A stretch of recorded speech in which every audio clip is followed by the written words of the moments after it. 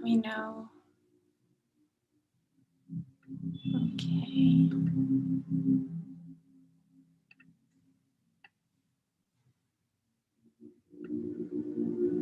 Hi, Louise. Hi, nice to be here with you all. Is my sound okay? Can you guys hear me all right? Okay. So, welcome everybody. Yay. Hi, Jen. Hi, Julia. Hi. Okay. So we're just gonna jump right in. I hope you guys are doing well. I'm sorry for the delay. I had another session and I had to run a little bit, but we're good. We're here. Hi, Amethyst. Hi, Teresa. Hi, Valerie. Oh, so happy to see you guys. It's been a while since I did these live healings, but I felt like today was a perfect day to do one again because we have a lot going on. So I'm going to go through some of the things that I have been feeling. Thank you for everything, for your likes, your subscribes, your shares, everything. I don't think I say that enough. Thank you for all your donations, for all your comments. I love hearing from you. I enjoyed doing the last 2 healings and also having your suggestions. So please keep them coming. Like if you want me to do a specific healing, I love to receive that input from you guys. So let me know. I'm always reachable. And now on Instagram, I've been a little bit more active over there, and you can reach me via DM, and that's always like a quick way to reach me or to get to me. I try to respond to everybody. Okay. So hi Lauren, hi Bobby. You can also let me know in the chat if you want where you guys are connecting from, just for us to know where we're all coming from in the world, where everybody is, and also in case you guys find yourselves in a close place, you can perhaps talk to each other. I don't know, support each other a bit. Okay. So for the portal that we're in, I know we have like a lot of portals all the time. But for me, this one in particular, it starts to bring in the energies of how the next year is going to feel. And I think it's more about 2 years, the 2-year cycle. So kind of like after the places of the nodes shifted and where we are now in the next eclipse season, that's kind of like the feel that we're going to have all the way into 2024. Oh, beautiful. Minneapolis, Minnesota, Oklahoma, Ireland. Wow, Georgia. Yay, Melbourne. Hi, B. Nice to see you here. Maryland, Santo Domingo. Yes. Wonderful. So anyway, this energy that we are sort of like, for me, it really starts now and more into the spring equinox.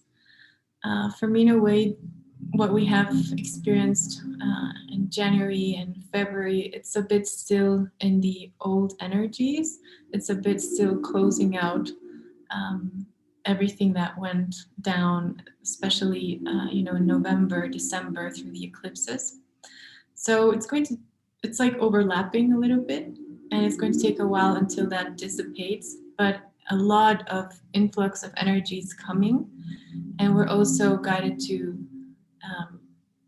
realign and to go with the flow of whatever subject, whatever is happening for you at this time. So it's going to be different for everybody. Maybe you have a theme of family, maybe you have a theme of work, you know, shifting work or taking that leap into your spiritual work and diving deeper. For some, it's going deeper into your healing, into the physical body. For some, it's going deeper into your spirituality, into your spiritual perceptions, into developing all of that. So it depends on everybody where this energy is sort of like going to start, the ripple effect. But you probably already know by now a little bit what theme has been developing. And also through this contrast, we're being prepared. I feel it's like a big preparation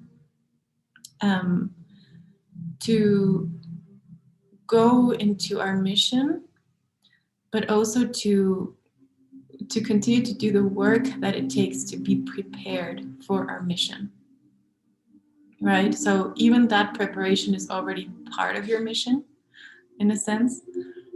But I feel like there are so many things that are going to start unfolding from this year on that we need like a complete, like holistic preparation. So we're starting in one area and we're going to go into all areas to sort of like to like align or bring in that light and bring all of those areas of our lives to a coherent space, to a place where they can, you know, relate, converge, and where they're also working together as one. Mm-hmm. Hi, Alicia. Nice to see you here.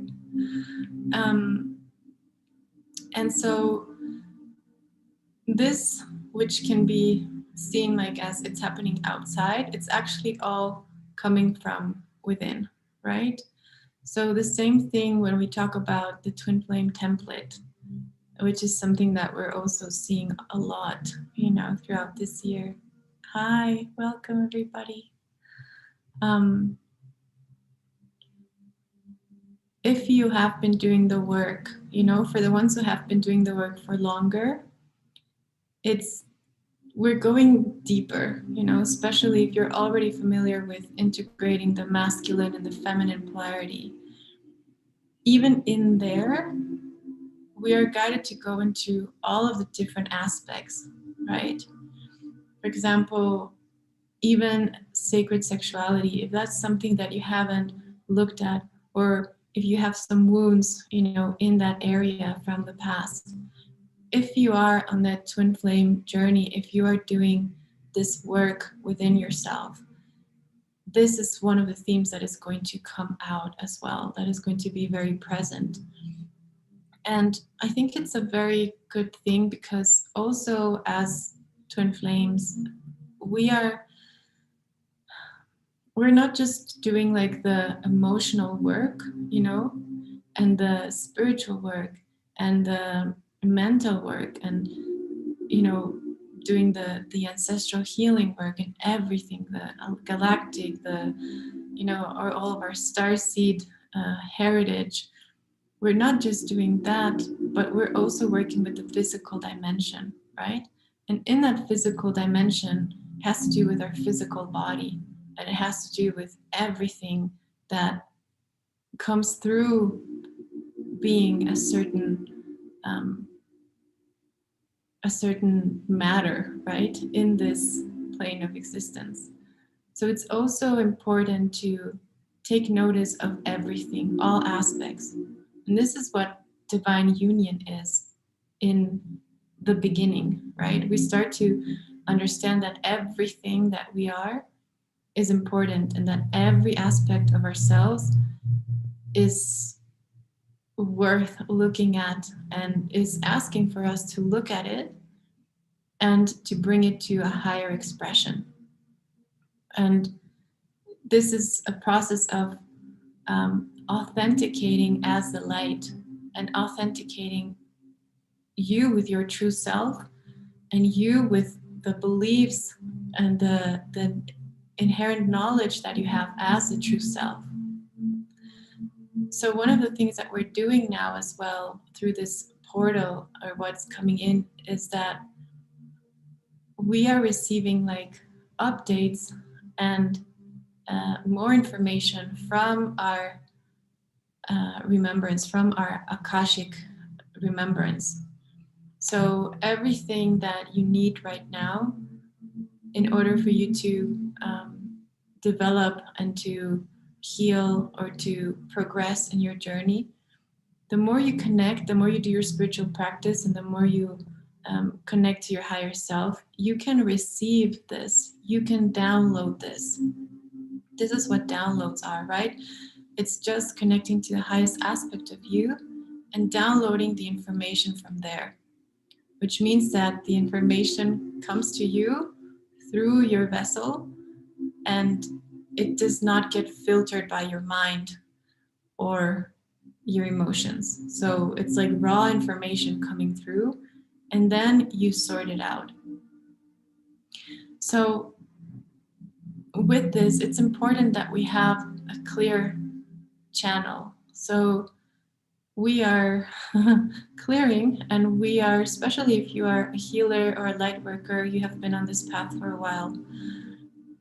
The more you're doing work for others, or the more you're doing light work, even if it's just by yourself, or even if you're serving thousands and thousands of people, there's like this point of no return where when you come out of, let's say, the darkness or the shadow, and you're starting to operate in more light, more light, more light, more light, sometimes a part of us, perhaps the human part of us, wants to go back and be like, oh no, let me, I don't want to keep evolving. This is too hard, or this is too rough.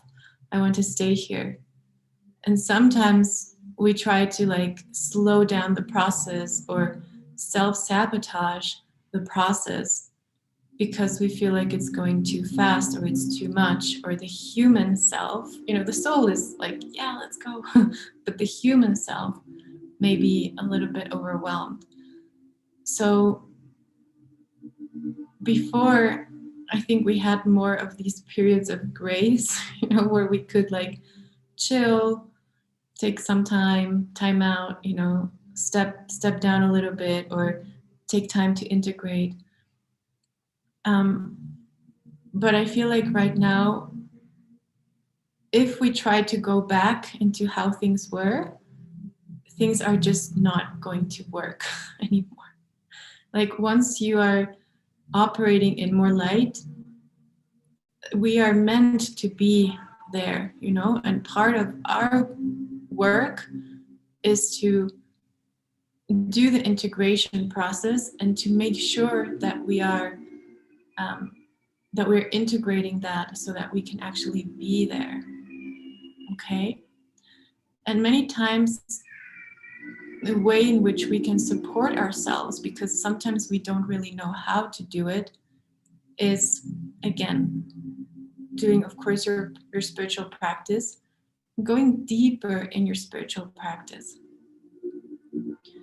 like going back to the basics, going back to meditating 1 hour a day or half an hour a day or however long you meditated the most, like taking the measures that you need to take in order to keep your mind in check, to keep your emotions in check, to keep your body in check. And if any of these areas are not in check, you can go and analyze them. You can go and see them, and ask of them, like, what do you need? Maybe, you have been very, very diligent in your spiritual practice, but you have forgotten your physical vessel. And maybe, you spend hours meditating and doing spiritual things or doing yoga, but maybe you're not eating well, or you're not eating in a way that is supportive to your body, or maybe you're eating like a lot of junk food or things like that. And so right now, in the energies that we're in, especially the more advanced you are in your journey, the body will rebel, the mind will rebel.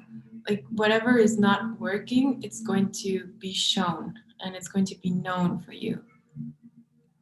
So if it feels overwhelming, if it feels hard, try to address it just like you would address a cold, or like a disease, or something that you can treat with compassion and with love, and you can make changes and tweaks and see if having a better physical nourishment will help your body to feel more energized, and then through that you will be able to have a better spiritual practice, and through that you will be able to have a better better concentration at work, and through that you will be able to so like everything that we are, no matter what area, it's always pouring into the other, because we are energetic beings. Like even our physical body is energy. So it doesn't matter how material something looks, or how in form it looks.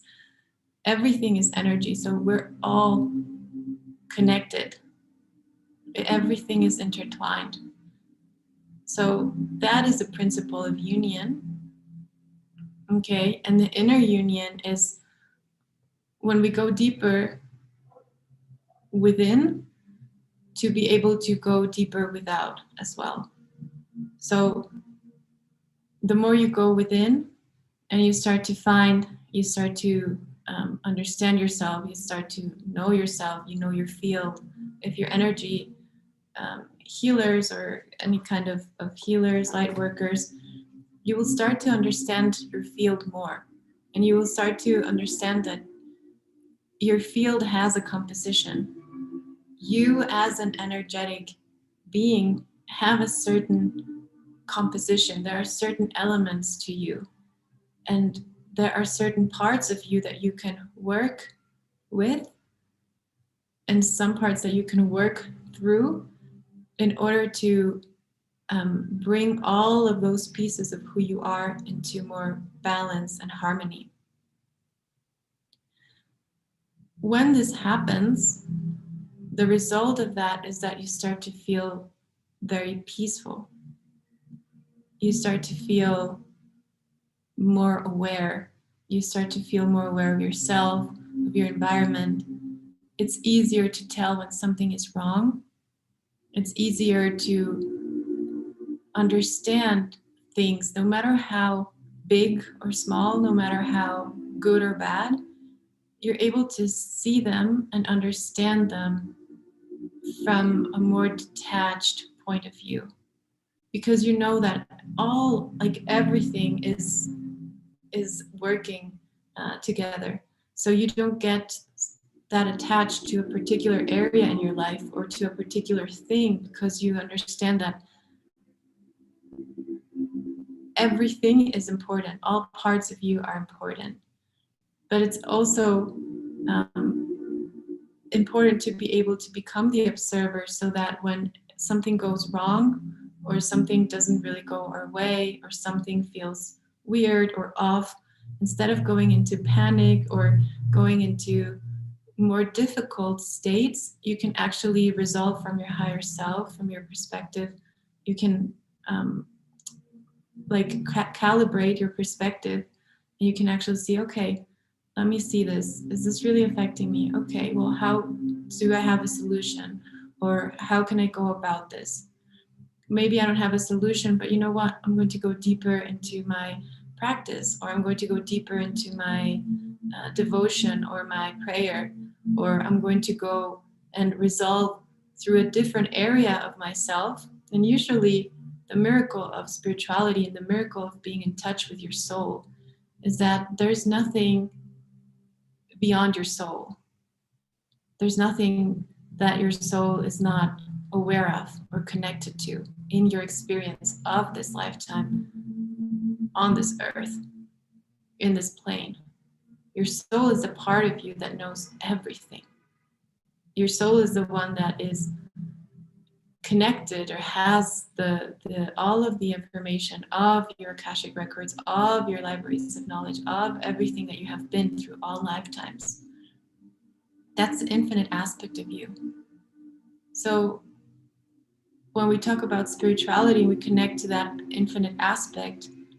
It's easier to solve things rather than when we try to solve things from just a human perspective, where everything can become very scary and very overwhelming at times, especially in the times that we're living. So, you know, I think it's important to have just the balance between both, you know, because also being only in the soul's perspective all the time, well, you know, it's really beautiful. And I think it is something that we will develop and something that all of us will develop at one point. But also if the human is not ready yet, then it might feel like it's not honest or it's not sustainable. So everybody, you know, is in a different path. You guys are all on different paths, different journeys. You have a different understanding of your own spirituality, of your soul, of your mission. So work with what you have always. That's the best thing, you know, to really get to know what you have. Because many times we think that we don't have something, or that someone else, you know, oh, but they're super clairvoyant and they see things. So if I would see things, then I would know, and then I would be doing this and this. But the truth is that the whole, you know, clairvoyance, all the gifts develop the more we develop, you know, our capacity to receive them, to hold them, to embody them. So if you want to receive more support, if you want to receive more of your gifts, to open more, just go deeper within. That's the place where everything comes from. And this is just a reminder, because I know that sometimes we forget, or we get caught up with life, with physical life, and with everything that it implies. But the most important part or point through which we manifest is our inner world. Everything that we see in our outer world is manifested within first. And I can tell you from my personal experience that it's way easier to manifest from within than to manifest with the laws, using the laws of the 3D, or using the laws of, you know, of normal human people. If you go within, you can find, first of all, that there are no laws in that way. I mean, there are universal laws, but they are completely different to what the majority of us were told. And it's way easier, way faster, I would say even instantaneous, what you can manifest by using spiritual laws. And I've talked about these in some of my other videos. If you want to go back and look, I have a lot of information about that. And also on my Instagram, I have this one video that I did about karma, and I talked about several of these laws. If you want to go see that, I don't remember the exact title, but it just said something with karma on my face there. Okay, so you can go see that if you like.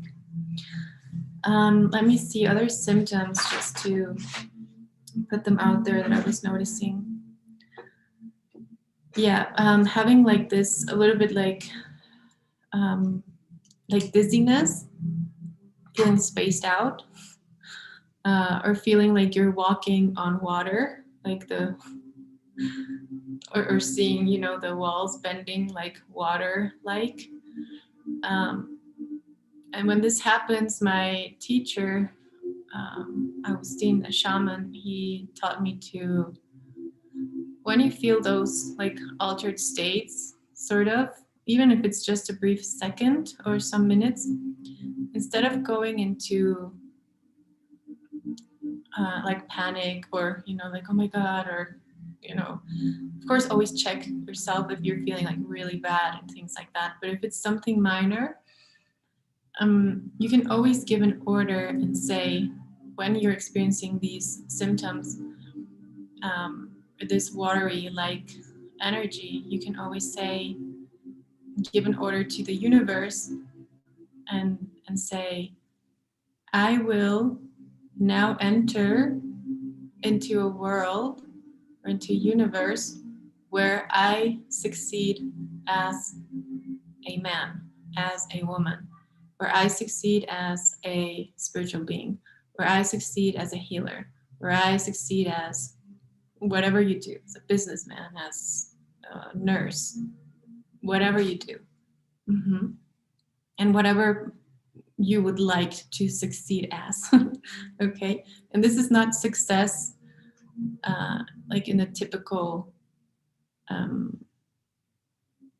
manner, in the way that society sees success, but this is success, what success means to you, and specifically to you. So if you don't know what that is, it's also would be good for you to have an idea of what success means to you.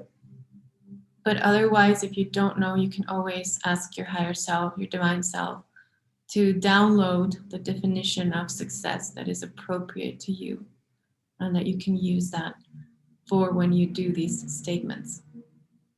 So basically what that is just harnessing the energy of the moment. Just like when we do the full moon healing ceremonies, we do it on the full moon because on the time of the full moon, it's when there is most energy coming down to earth from the full moon.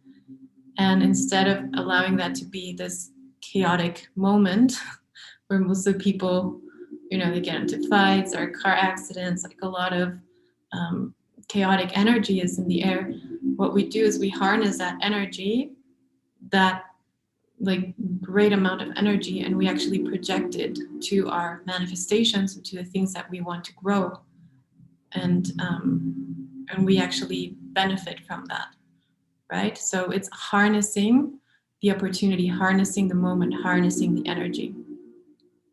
And the more you become aware of your energy self and how you work, the easier it is for you to learn these things. Mm-hmm. Or you go to courses, or you come learn with me if you want. You go learn with another teacher. You go learn and understand how to work with energy, because it's a different layer, and it's a more profound layer that involves all the other layers. It involves the physical, the mental, the emotional. It involves sometimes like the chemistry of your physical self. It involves many things, but all of that, even our physical body, if you guys do yoga, you know that it's just another gate for you to access your spiritual self. So all portals, let's say, into your spiritual self, into accessing your higher self, they are presented to us through the physical, because we are embodied in the physical. Even when you have a sublime experience by listening to music or writing poetry or reading poetry or painting or just tasting the most heavenly cake that you have ever tasted, or dish, all of those things, when you feel connected to your higher self, like when they bring you into that awareness of God, when they bring you into that awareness of your cosmic self and the cosmic laws, and it's kind of like seeing perfection or experiencing perfection in the physical, and then becoming aware that you are part of that perfection, because you were all created by perfection. You were all created by God, right? Spirit, source, however you call it. So if you were created by the divine, that means that you are divine. And this is something that I think it's very important that we remind ourselves, no matter through which activities, no matter through what you do, remind yourself of this every day, even when you're cooking, washing the dishes, taking the kids to school. Remind yourself of your divinity so that you can start to see more and more evidence of that divinity. And it will present to you. Okay. Okay, so the other symptoms that you may be experiencing is, again, ringing in the ears. This happens a lot when we're like receiving more energy into the body and the body is adjusting. If you have it like in longer periods of time, then it would be perhaps advisable that you go and see a healer or do some energetic work, even acupuncture, anything that allows you to properly establish the flows of energy in your body. Because sometimes when the ringing happens, it's also because the energy is not really going through where it has to go through. If it's remaining like longer periods. So it would be good to, like, even now, like if you can go to a healer to receive attunement even once a week, that would be great. Just to keep up with the energy. If you can do it once a month, that's perfect. But I wouldn't let it go more than once a month, because unless you're doing your own energetic adjustment and you're being very conscious about how the energies are flowing through your body, how your body's feeling, etc. So you can do it on your own, or you can go and see someone who may do it for you, someone that you trust, that is good, that they're going to do a good job, just to help you, digest and integrate this energy better. Because even as healers, I can tell you from my own experience, like I go regularly to healing. Like if there's one thing that I keep my priority is to continue to work in my energetic self. And many times there are blind spots that we have. There are parts of us that we're not able to see. Just like a hairdresser doesn't cut their own hair, like that. Maybe some do. But it's not the ideal thing, right? So for me, that's like one of the most important things, and it's also part of my practice, part of my commitment of actually being a healer, that I receive healing, just like a psychotherapist has to go to psychotherapy if they are offering therapy. And this is not just about the norms or anything like that, but it's something that I have, again, my personal experience has been so important to always have that perspective of continuing to learn, continuing to be a good patient, so that I can also be a good healer. Okay, and not a good in that sense, but just like continuing to learn and to learn from others and to dive deeper into parts of me that others help me see, as well as in my own personal healing, so that I have all the possible perspectives, and that gives me a lot of data, a lot of information, and a lot more to work with. And for me also, because I'm such a nerd of healing and all, it's like one of the things that I enjoy the most. So I'm always learning, no matter where I am. If I go to a different country, I will always go to a different healer, to the healers from those places. I love to do my research, and what better way to investigate than being the own, I'm always like my own experiment. And sometimes it's very good. Sometimes I have also had times where I go to healer, I don't experience absolutely anything, but it's still okay. You know, it's still part of what I had to experience, and it was part of the gift that they were giving to me in that moment. And, you know, it's good. Anyways, okay, so the other symptoms, okay, so the ringing in the ears can be that leaking of the ears as well. Let me see, what else did I write here? Okay, yeah, the dizziness. Oh, right. Also, you can have sometimes like memories of like being in different places, different, like remembering different timelines. I mean, we have had this, probably most of you have had this also for a long time.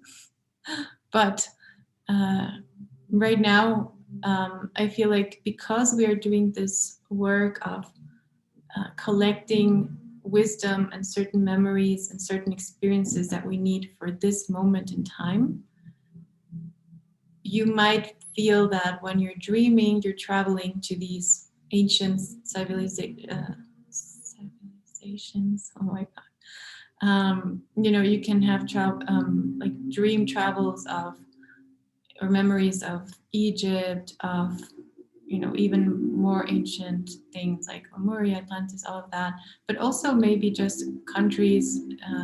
You know, if you live in South Africa, you may be dreaming about a lifetime that you had in Spain, like, I don't know, hundreds of years ago. So when this happens, try when you wake up, or when you, after you have that experience, maybe it's in meditation as well, just try to come back and bring in, you can always say, I bring in all the knowledge and wisdom from this lifetime, and I integrate it, and I let go of everything else that is no longer serving me. Okay? Because part of what we do as healers, and in the healing journey, and in the twin flame journey, because twin flame journey is also a healing journey. You can say it's kind of like a master's degree within the healing journey, right? And what we do is, when we heal, we need to take out all of the old stuff first and make space, make room for the new, right? So every time that we bring a new layer of new, there's something that is being shed. And every time that there's something being shed, there is space for another layer of new.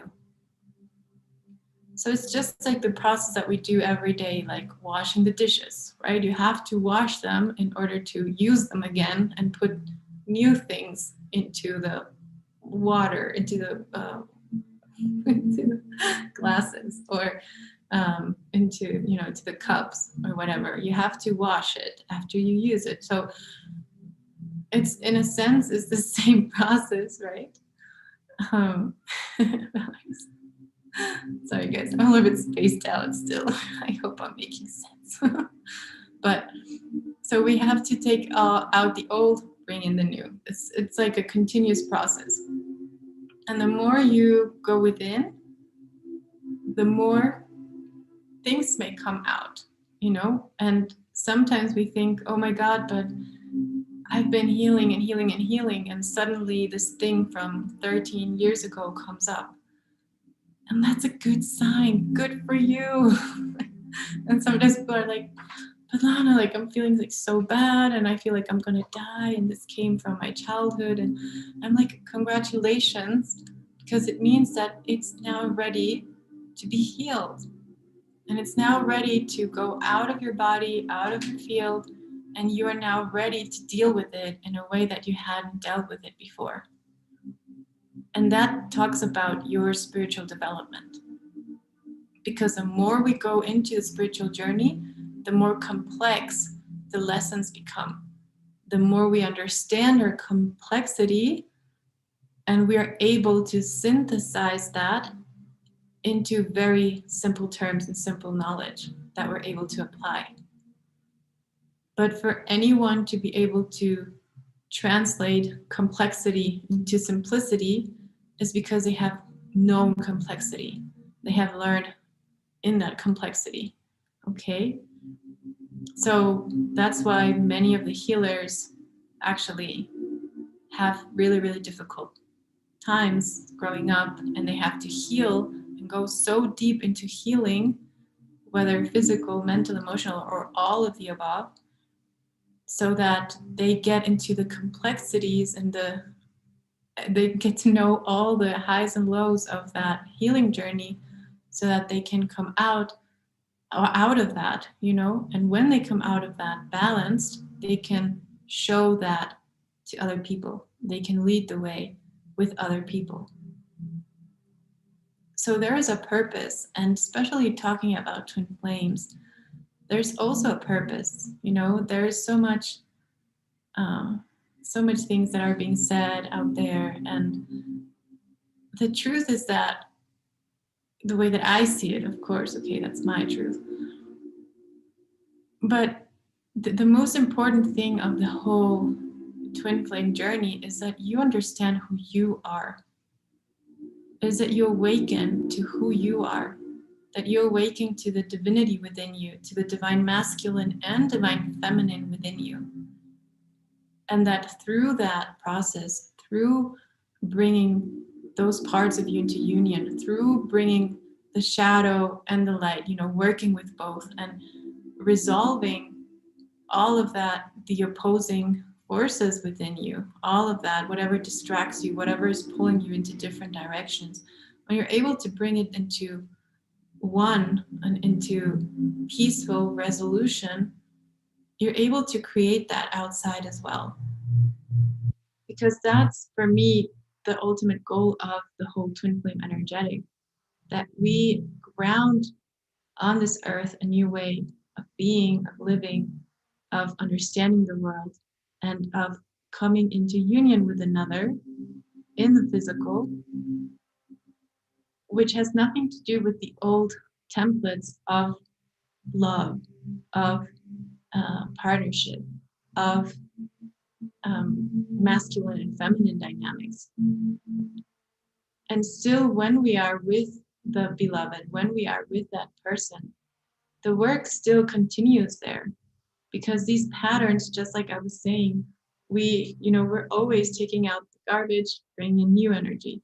But then the more we bring in new energy, the more there's stuff coming out from the past. So we may still be living these patterns. The fact that you have done your work and have balanced masculine, feminine within is just a preparation phase. It's just a preparation. It's just like you getting ready to jump into the water. You know, and I know that many are like, oh my God, but I've been doing this for so long. And that's part of the journey, and that's part of what we came here to heal. And of course, also what we came here to transmute, because we also came to transmute a lot of karma. And so many things are triggered through that twin flame marker, through that twin flame recognition, and through the flame energy that is ignited within you. Because in the end, it's not the other person. You're not dependent on the other person or on anything external. It's just that the switch went on within you, and whatever situation was needed for you to get switched on, that's what was needed. If it was a person, it was a person. If it was a tragic event, it was a tragic event. If it was something beautiful, it was something beautiful. But in the end, the most important thing, and what your soul was looking for, was to get ignited, to be awakened. And that's the flame, right? That's what we have to take care of, and to see if we're still burning. Like, is your flame still on? Are you still working on yourself? Are you still going deeper? Because it's not like, oh, I'm just going to go deeper 3 weeks. I'm going to do a course and then, whatever, I'll just go back to my normal life. No, like, I mean, you can do that, right? But you will always be pulled again into doing your work. And, you know, the more that we resist to do our soul's work, the louder the outside, the physical reality becomes. And the more we get pulled into doing what we had to do in the first place. It's sometimes, you know, there are difficult situations that are brought up, or, you know, things that we actually didn't really want to experience. And they wouldn't have been necessary, perhaps, if we would have answered the calling. But either way, no matter if you get it on the first, the second, the third, the 100th time, your soul will be guiding you towards that always. Okay, so that's why we speak also about surrender, and about, it's not surrendering to the circumstances, but surrendering to your soul, to your soul's wisdom, where your soul is calling you. Instead of fighting it, supporting your soul, finding ways to support you. Instead of fighting the disease, finding ways to support your healing. And this is very, very important. Like, if you guys are, you know, whatever, if you're experiencing anything in the physical body, or even if you want to go into the next level of experiencing your healing, like, your soul will tell you when you can upgrade also the way that you are operating in your vessel. And sometimes, you know, it's a moment to make a change. Like, maybe, you know, some of you will become vegetarian or vegan, or you will go into more, you know, plant-based foods. And the reason that we do this in the spiritual journey, it's not just because we become more compassionate and we don't want to hurt, you know, anybody, you know, including animals and any living beings. But it's also the part of the, that's a big part, but there's also another part, which is part of frequency and vibration. Certain foods hold higher vibration. And of course, you know, like anything that is not living has a way, way, way lower vibration than, you know, anything that is living, you know. So we start operating more on a vibration and frequency level. Just like some energies of certain people, you start to feel very weird, or you don't really like that much. You learn to differentiate that, but it's all about the frequency that the person is holding. It's not about, you know, them being a good or a bad person. It's just about the frequency. Is it a frequency that supports my field, or is it a frequency that is disturbing to my field? And that's when you start moving as a multidimensional being, when you start to understand things at a frequency level, right? So just like every one of you, if you hear my voice or my recordings or whatever I do, it doesn't matter what I say, but there's a certain frequency to what I'm saying. There's a certain frequency that comes through my healings. There's a certain frequency that comes through just me, right? Because that's the frequency that I am. And just like that, you have your frequency, your I am frequency, let's say. And the more you clean up your own self, your own vibration, the more potent that frequency becomes. The more you start, it's like when they say shine your light. That's what happens when you clear what's in the way of you recognizing yourself, and when you become happier, lighter, you just, you know, you start to feel more peaceful, even though you still have a lot to deal with or whatever, but there's your frequency changes.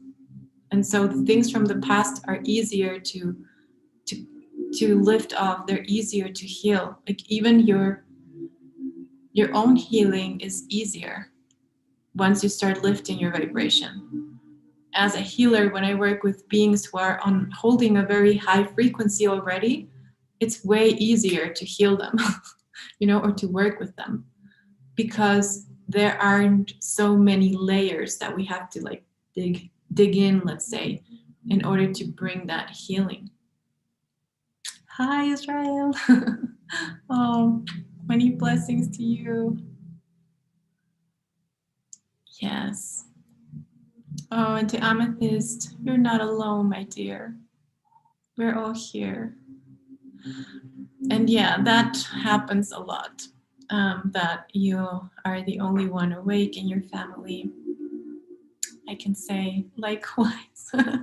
And most of the healers, I think most have the same scenario. But if you see it like through another lens, you could say, well, thank God, that there's at least one person who is awake per family. My teacher, Master Chwakok Sui from Pranic Healing, he always used to have this vision for each family in the world to have one pranic healer, right? For me, it's like having one awakened being. you know, that's a good place to start, because even though we see that there are many people who are awake, or we see these growing communities and light workers and light language and healers and all of that,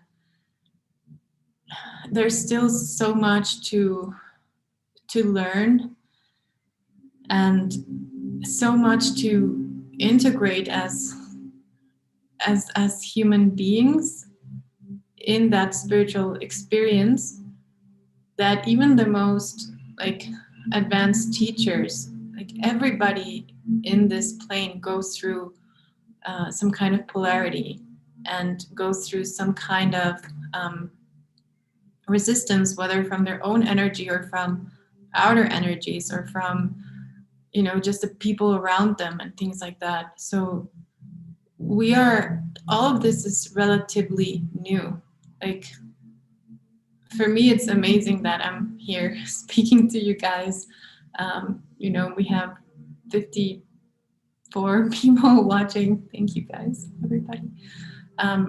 But before, like, I could say, I don't know, like 15, like when I started healing 15 years ago or something, it was even scary for me to even tell people I'm a healer, or let alone to have that in my name.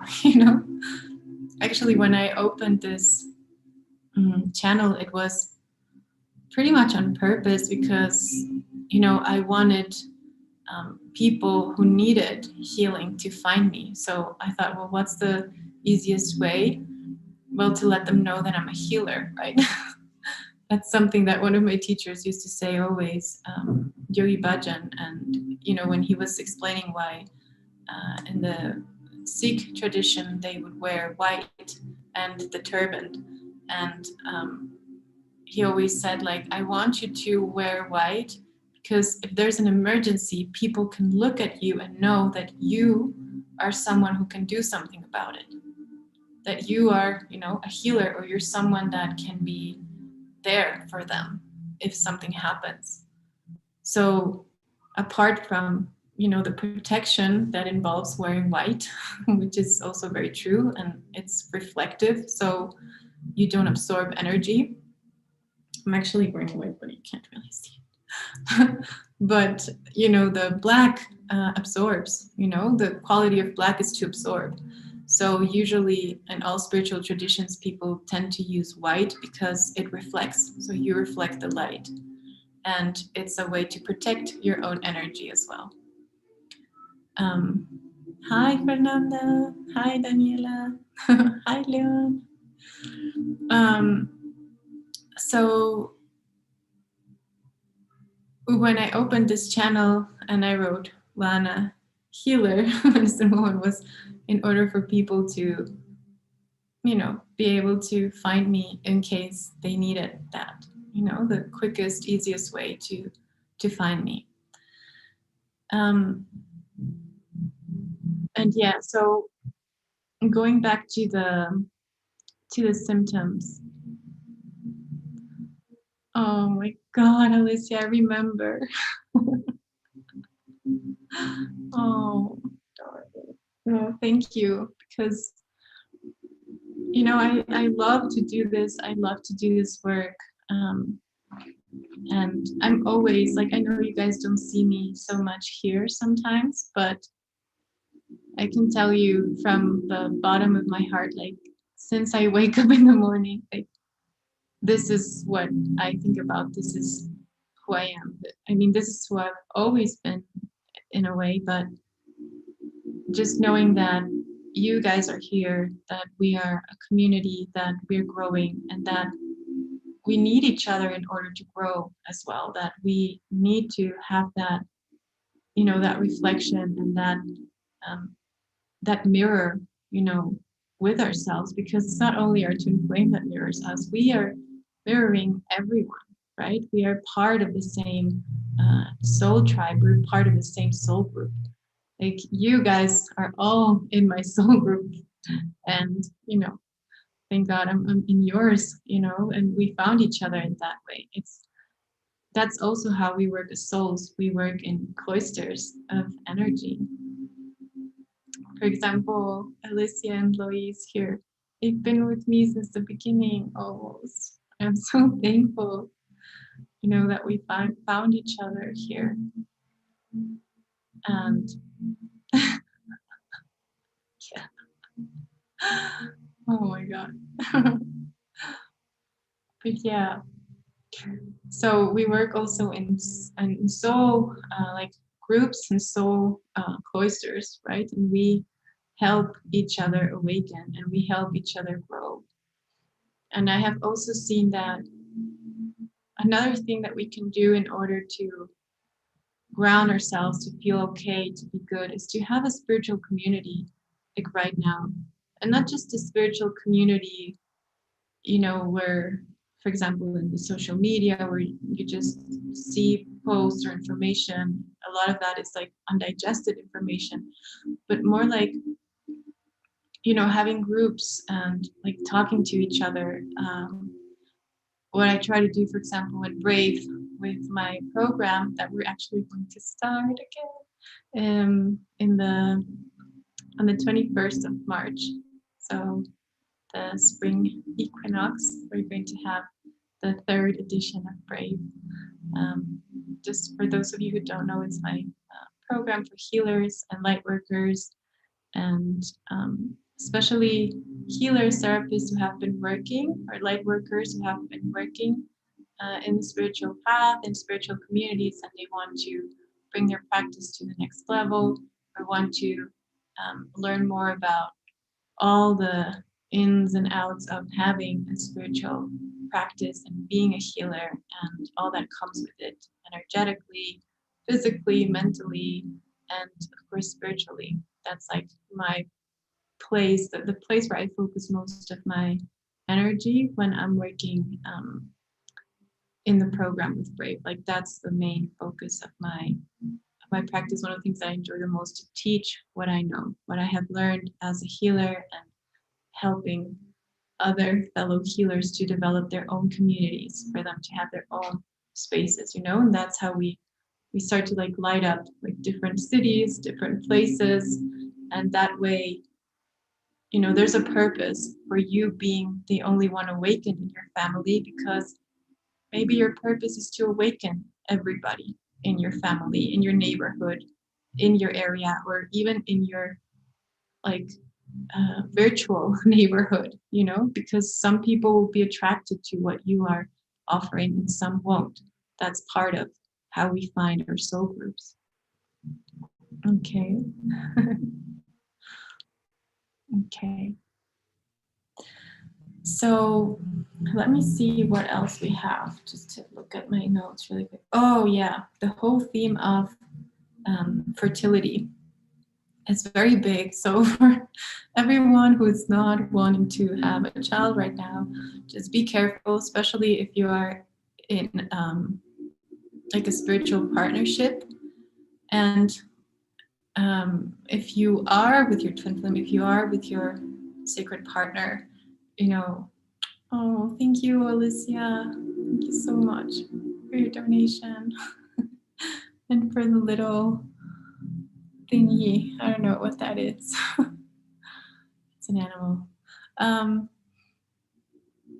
So fertility is a big one right now, especially if you're in sacred partnerships, because there are many energies that are coming in with this new energy that we're going to go through. For me personally, I've been seeing this in my healings with my patients, my personal healings, and also in family members around me. So if you're feeling as a divine feminine, you're feeling like this could be a moment to birth something, whether a human being or even a project, or anything that comes from your heart, from your creativity, or even from your like sacred sexual expression, anything that comes from there, like this is a very good time to focus on that. And I think all of this year is a very good year to further develop in your creative realms and your creative endeavors, as also a way to accompany and to nurture your spirituality, and a way to also balance out, let's say, maybe the hardcore discipline of spirituality with the playfulness of creativity, of having a creative project. And for those of you who have wanted to have a child,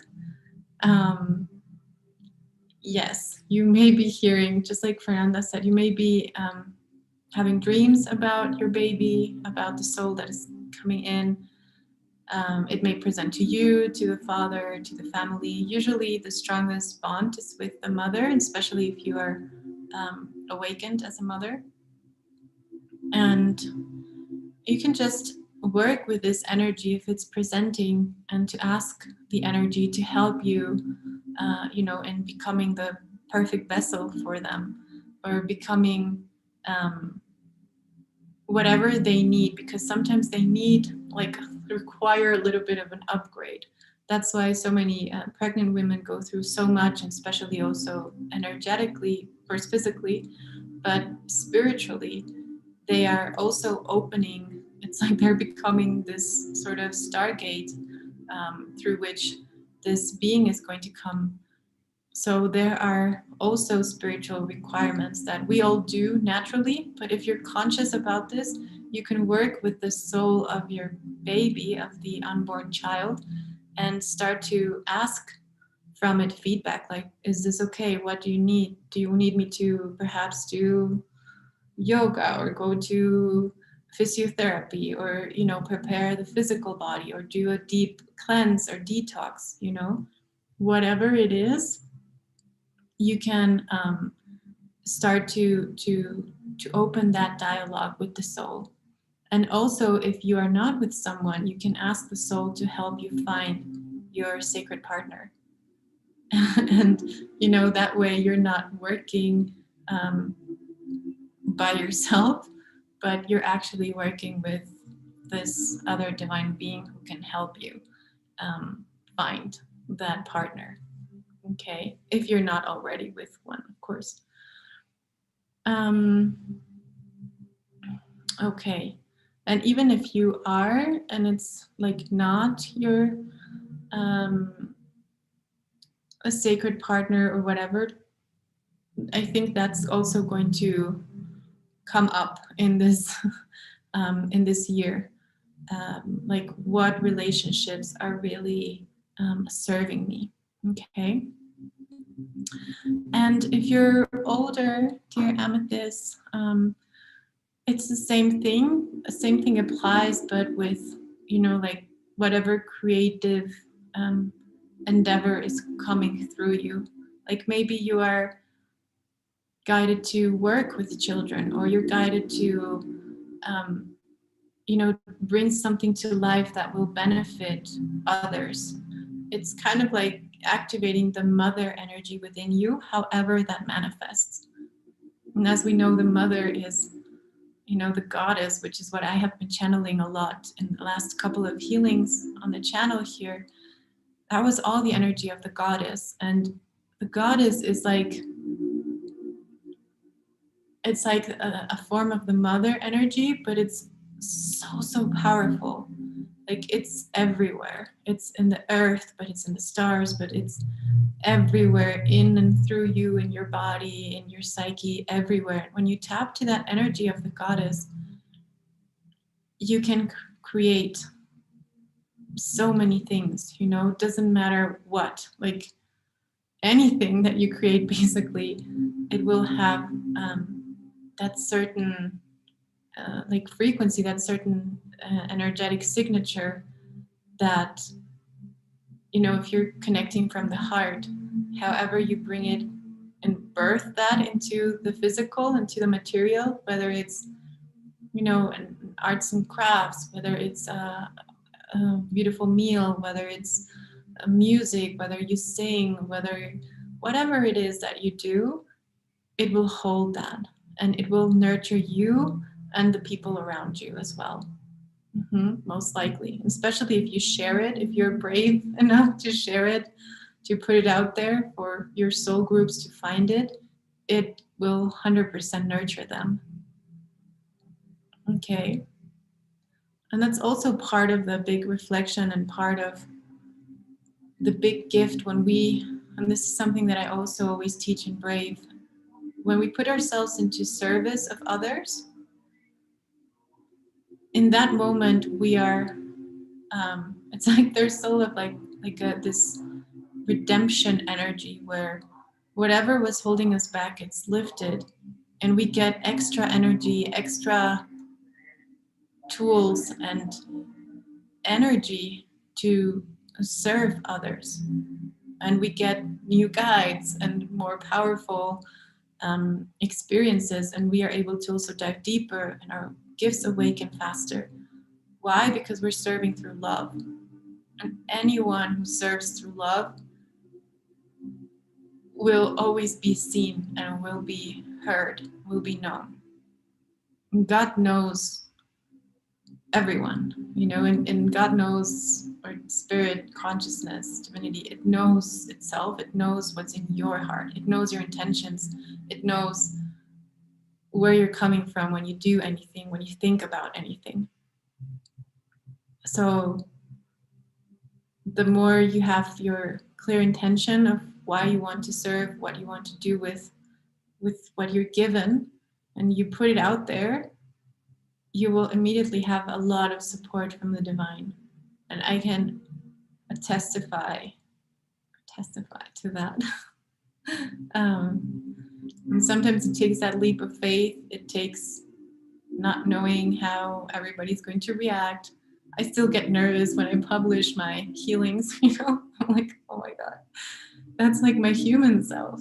And I remember the first time that I posted here on the channel, I was so nervous, so nervous. You can't even imagine, you know, and it took some courage, and it took, you know, also a talk with the divine to say, you know, to surrender deeper and say, I wish that this reaches whoever it's meant to reach.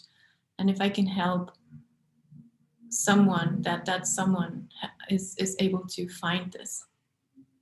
And that's my intention every time since the beginning. And it's still the same intention. But when you put that intention into everything or into anything that you do, you're giving it to the divine, you're giving it to your angels, to, or however you call it, you know, to a higher aspect of yourself. And you can let go. And you know that they will take care of it, and that the right people will find it. The right people will find you. If you're a healer, the right people who need you at that particular time, the people that you can serve, will find you. And of course, we also have to do the work. We have to put ourselves out there, you know, say, I'm a healer, because if you don't say it, people are not going to know, right? So there's always a 3D aspect of it as well. But the majority of it is taken care of through the higher realms. And the amount of work that we need to do in the physical actually is pretty small in comparison to what goes on over there. Okay.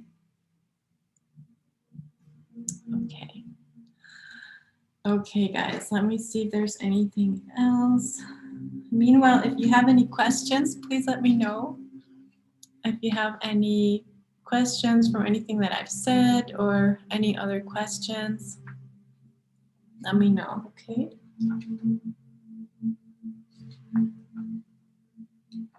Oh yeah, this theme of intimacy is also something that I think we're going to see. So,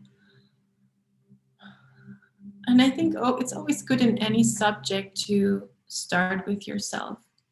You know, like even if it's intimacy, sacred sexuality, anything, like start exploring with yourself in your own body, like starting to see, oh, what are my thoughts about this? Do I have any limitations? Do I have any judgments? Am I judging myself? Do I not feel free in this area, or do I feel restricted? Do I feel conflicted? Whatever it is, and then we can start to expand, to move those barriers or to move those things that were constricting our freedom, our expression, and us being our authentic selves. Because many times as we grow up, we decide not to be who we truly are in order to comfort other people, in order to please other people. But then we get lost a little bit, you know, with the years, or we get lost there in time, or as time goes by. So this is a moment of reclaiming yourself, who you really are, your voice, your body, your authenticity, yourself as feminine, yourself as masculine, all the parts of you that make you you. And if there's anything that you're not claiming yet, it will come up to be shown, you know? Maybe it's a small wound from the past. Maybe it starts there. I had this like last year, and the beginning of last year, where I was guided or very much pushed to look into wounds that I thought I had healed, and even to wounds that I didn't even know consciously that I had. And these were very like specific wounds, and they triggered a whole year of healing within myself, you know. But they also triggered a whole year of exploring and understanding and diving deeper into an aspect of my life that I hadn't really paid that much attention to before. So everything, no matter how bad or how, you know, difficult or hard it may seem, there's always a deeper reason for it. So if you can find the deeper reason, you can 100% go through it, go through the experience, and even make the going through it much lighter and much easier on yourself, and much more loving too. Okay. Oh my God. Okay. Just looking at the time. Okay. Let me see questions here. Syrian healing was so helpful. Oh, you're welcome, Anna. It's possible to go through more than one awakening. Yes. I have found that I've gone through a few term moments. Is it the same as an awakening? Exactly, like Lindsay says. Yeah, it's like, I think the awakening moment is when you realize, oh my God, I'm a soul in this body. You know, I'm going through this. And you start to awaken from all the previous knowledge that you had about yourself. But like Lindsay says there, it's a process, and it's something that continues and continues and continues through this lifetime, and possibly through many other lifetimes. And one of the things that, in a way, consciousness is aiming for, or let's say that we're going to get to at one moment, is that we don't forget, right? That every time we reincarnate, instead of forgetting who we were, what we have done, like all of our soul's memories, that we actually come in with more of that knowledge, and we're able to hold more of that knowledge, Just like many children that are coming in, they come in with more memories, or, you know, like myself, when I came in, even since a little kid, I also had like these memories, and most of us do, but the thing is that society conditions us to forget, or we have parents who are not awake, who are not able to guide us into that deeper knowing. But I can tell you, if you are awake and you have now children, you will be able to guide them, and that's also part of the whole twin flame thing. You will be able to guide them in a completely different way, with a different perspective, and you will be able to guide them into tapping into their source, into their divinity, since they're very, very young, and to continue to have that connection. So imagine the kind of human beings that are going to develop through that. Like, the sooner they get into contact with their true selves, you know, of course, everybody will have all sorts of experiences, because we're all human, living a human experience. But having the guidance of your soul since the get-go, without having to forget and remember and forget and remember and do all that process, it will just make it easier for them to step into their mission sooner or faster, in a way. Okay. Okay, Allison says, what are your thoughts about plant medicine, ceremonies, ayahuasca to assist with releasing healing when stuck? When the mind is blocking, resisting healing. Okay. Hi, darling. Hi, Heather. Sending you blessings. Okay. And B says, I like Kumbo medicine because it didn't do, it felt nice and gentle, like very tangible, grounding, clearing. Right. Well, there are, okay, first my personal experience or my personal advice with all plant medicine. For me, depending on where you are in your journey, I would say, well, for me personally, it's always like the last option in a way. But there are exceptions. First of all, to know, like, if you want to do it, if you are being called to do it, try to feel within your soul if it's really coming from the soul that you are being guided to a certain medicine, or if it's coming from the mind that is telling you, oh, because nothing has worked, maybe this will work. Okay? Because those are two different ways to approaching a plant. And I know that in many places like this, the plant medicine have become very popular and very, like, I mean, of course, even here.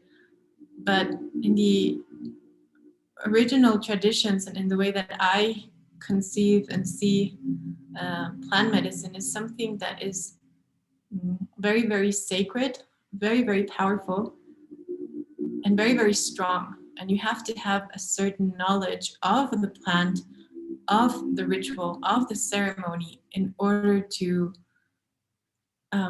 go into it consciously. Because like any other experience, you can go to it consciously or unconsciously, right? And it does make a huge difference. Because when we don't know what we're getting ourselves into, especially if we don't know the shaman who's doing it, if we don't know the person, if we don't know the process that the plant needs, if we don't know how many days, you know, like the setting, everything. I know for many people that's like something that they consider unimportant, but from my personal opinion, my perspective, it's very important. It's just like knowing what a crystal is for, you know, like what benefits does a crystal bring me and what does it not bring me, you know? So I would say if you are feeling called, just do your research very, very well and do it with someone that you know or that you trust or that is recommended, that is a true healer, that is not just, you know, like taking your money to give you some you know, like the drug experience and that's it. No, it has to be a formal thing, right? Because it's a very formal, for me energetically, it's a very important thing. It's almost like a rite of passage. It's like getting married. You know, I mean, you're not getting married with a plan or anything, but it's a big thing, at least in my way of seeing it. My teacher, and you know, Carlos Castaneda and Nawal, he said, even though he wrote books about plant medicines and how he had these experiences and everything, later when he became a teacher, and of course after when he became the Nawal, he would always say, only the people who are completely blocked and have no like way of imagining a reality beyond this reality, like only the people who are super stubborn and stuck in this 3D perspective, those are the people who would benefit from an experience with plant medicine, just to become aware that there's so much more to this life, you know, to this dimension, let's say. And at the same time, people who are spiritual seekers, because and some, I mean, some other people can become spiritual seekers after that, but the danger is to continue to seek the spiritual experience through an outside mean, because that's not where you find it. You don't find spirituality, you don't find a spiritual experience in the plant medicine. You find it beyond it. And you can find it, you can find it, you know, beyond your meditation, beyond your spiritual practice, beyond whatever you do. That's where you find all of these mystical experiences. So it's important your level of preparation for that and who you do it with. And my other teacher, Agustin, he used to say, if you ever want to do plant medicine, do it once or twice in your life, and that's it. You can do it once, wait 20, 30 years, and then if you want, you can do it again, and then wait another 20, 30 years. So that's how like proper shamans who work with the medicine go by the medicine. Of course, in some places there are, you know, tribes and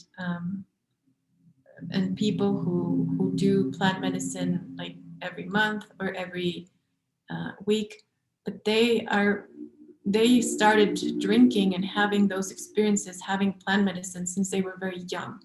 So their body takes in the medicine very differently than someone who comes out of the blue and takes that medicine. Do you know what I mean? So it's not the same thing for someone who grew up in that culture and in that ritualistic way of life, where basically their whole life develops around the relationship with the plant medicine and with spirituality, where it's all written and given by the ancestors. Like, it's very different how someone who is born into that relates to the medicine on a day-to-day than someone who's completely foreign to it and comes into it, you know, at a later part of their life, or in whatever part of their life, but they haven't had that close relationship and experience. So it's just like, you know, you get used to a certain food because you grew up in a certain country, and in that place the food is taken like this and it's sacred in this way. And if you come from another country, you taste it once and maybe it's just like very hot for you and spicy, you can take it. So this is just an example to say what can happen if you don't prepare. But in the end, your soul knows why it's calling you to a certain experience. So if you can really see it from your heart and talk to your heart, and if the voice that is pulling you to do that and to try it is coming from your heart, then by all means, you know, with, you know, taking into consideration what I said. But if it's not coming from the heart, if it's coming just from the mind, then I would be careful. I would try to at least align with the heart, or, just wait a little longer until the heart is really calling you to, if it ever does. Okay. Yes.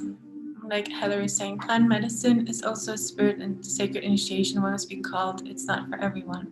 Someone is blocked mentally usually will be blocked in ceremony also. Aya isn't a quick fix. Yeah, exactly.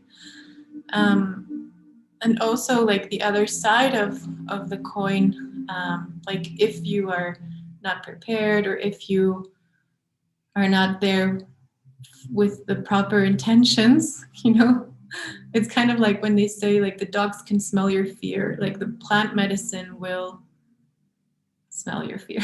I mean, it will know what kind of intention is there. And also, depending on where you are mentally, because even physically you have to prepare. Like, if I would do it, I would, like, go through a process of detox, go through a process of detoxification of the body, of you have to eat certain foods during a certain period of time. And that's just a symbol of the purification of the mind that you have to do in order to come into that place as well. So it's actually the opposite. I would recommend, perhaps, if, like, to go into the knowing of the plant medicine when you're very clear and in a very good state, or in a place where you are spiritually open and clear and calm and peaceful and protected. Because also, when we go into these experiences, when we are not feeling very well, or when we're not feeling very protected, then it can be even worse, because that will also come through. It will come through like the mirror. But it's just like any other drug. Like, I mean, in comparison, it's not like any other drug, but like, if you are sad and you drink alcohol, you're going to have a certain effect. If you're happy and you drink alcohol, you're going to have another effect, right? So, or just like, if you're happy and you eat a good food, you will have an effect. If you're not feeling well, or you're angry, if you eat, you're going to have another effect. So always, like, with anything that involves energy, and especially if it involves like this huge opening of energy, like with plant medicine, try to always go in the most prepared and higher frequency possible, so that you're already starting from a good platform, and then from there you can jump, and doing, of course, all of your preparation work. Otherwise, I would say, just wait until your soul is really calling you, the circumstances are there, and also plant medicines tend to find you, or you find them. So, I would just take it with a little bit of caution. Okay. Yes, and actually, many other teachers and shamans from the same lineage of Carlos Castaneda, like, they all teach whether that, like, to be very careful with the plant medicine, or to not have it at all. Like, in some lineages, they see it also as a crutch and something that can be detrimental to the spiritual seeker, rather than helpful, if not done properly, of course. Okay. Good. I hope that answered your question, darling. I went there very long. Okay. Okay, guys. Any other question before we go into the healing?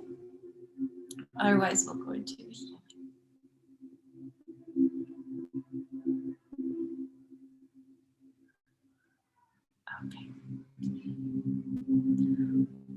Okay. So if you guys are ready, if you guys want to just drink a little bit of water, that would be great. And you can start to prepare to lay down or sit comfortably. I'm just doing this with my hands because I start healing. You can just lay down and start taking deep breaths.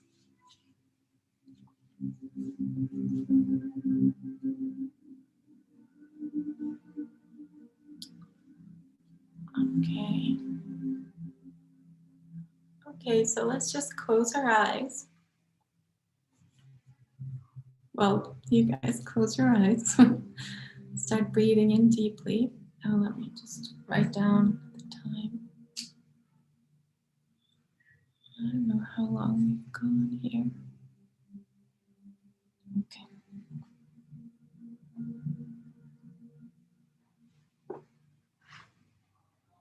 So breathing in deeply.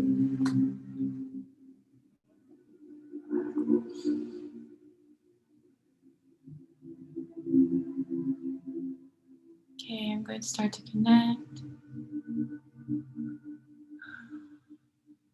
And they're actually showing me like a beautiful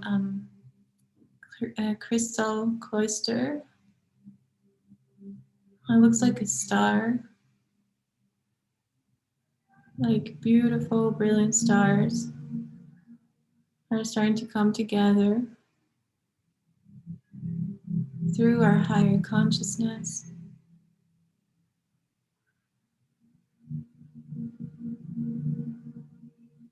And we're going to ask that this beautiful flame, green and purple flame, is activated around you, around the space where you are, around your building, block where you are. We're going to ask for a beautiful golden dome, a golden platform beneath your feet. I'm starting to see beautiful Pegasus, the energy of the angels through white and gold, coming in to assist, to protect, to guide, to heal, to seal the space where you are. Breathing in deeply into the belly.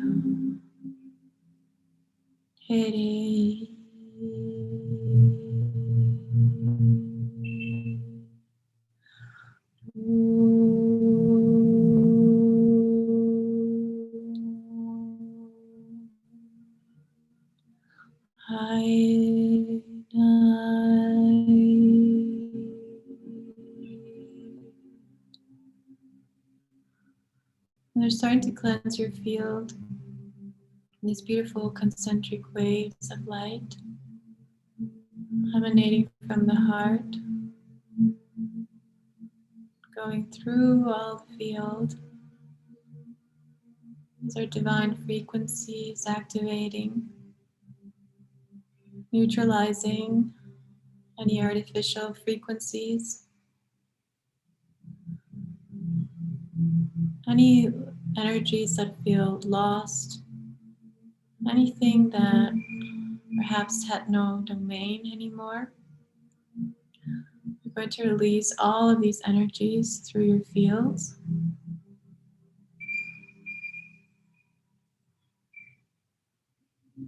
All gray particles,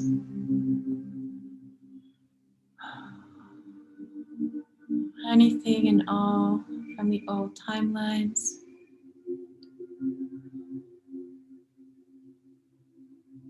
Any energy of sickness, of death, of pain, trauma, sorrow, fear, doubt, lack of commitment, lack of joy, deception, self-deception, delusion, and self-sabotage. Starting to release this out of all particles, out of the cells, out of the mind. Haye ko deri yang dayang shi uri.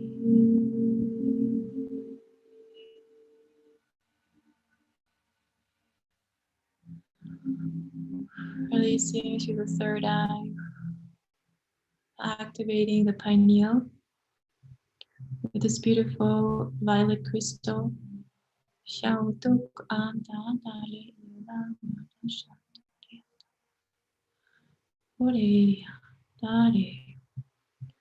Starting to activate the remembrance of the divine feminine and divine masculine within you.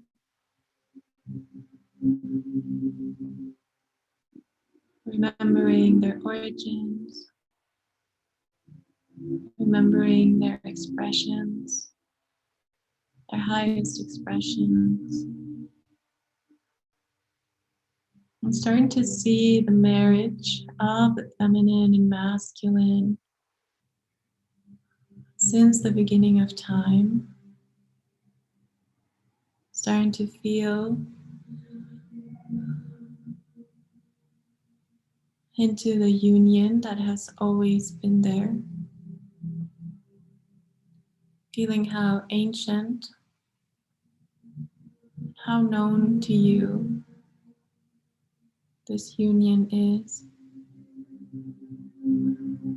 The awareness of love as a primal force, as a primal path to discovery, to wisdom, and to authentication of the truth.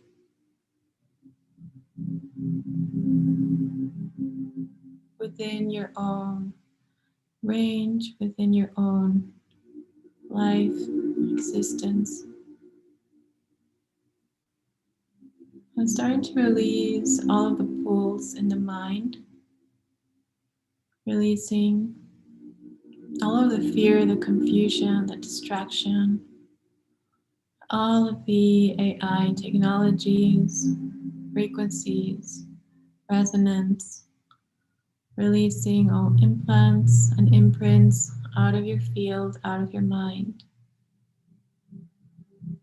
out of the brain,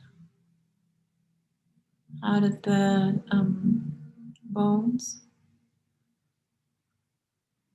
releasing through the skeletal system, through the different parts of the skull.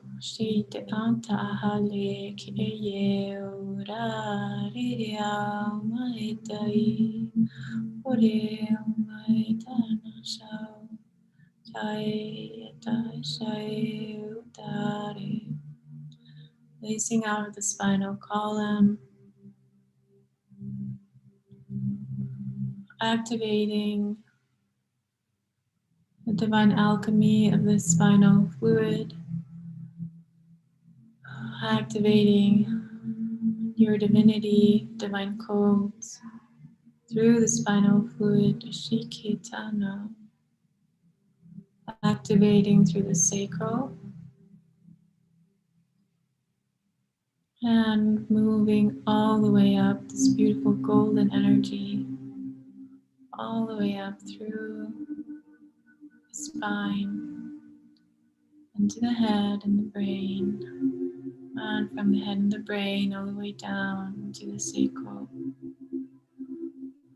opening through the seed of the soul. Bring in light, awareness, bring the energy of divine love, divine law, divine protection, activating the sacred masculine here.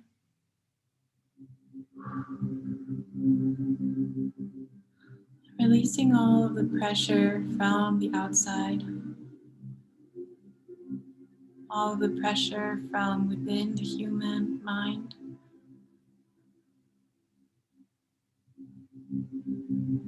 And releasing all of the pressure of the field, creating more flexibility, more elasticity in the tissues, in the way the energy is received and distributed through the body, through the field. And bring in the full spectrum of the rainbow, activating all the colors of your field, energizing, awakening parts of your field that were offline. Hashem ba hatari, amai hatari bai, tayum hari, hari hari, ayaman haita maya. Moving all residues out of the brain, the mind, conditioning, and all distortion and manipulation through any outside sources, fields, domains, releasing all obsession, all tendency of digressing, self-sabotage, and repression of who you are, of your true expression as the divine feminine, as the divine masculine.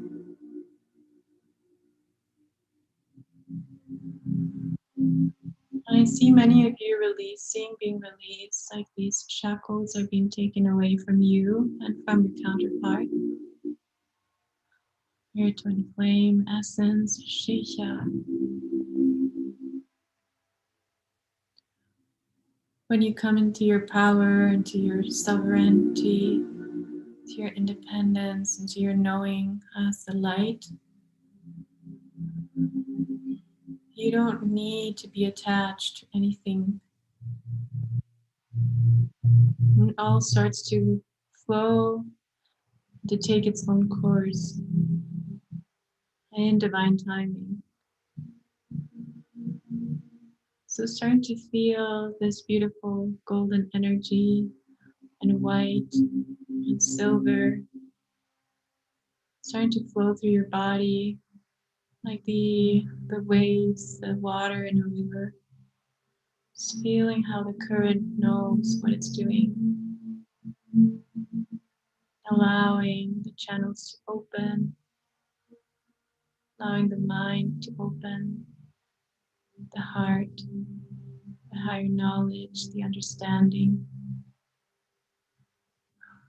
Allowing for you to understand the complexity, to synthesize into simplicity.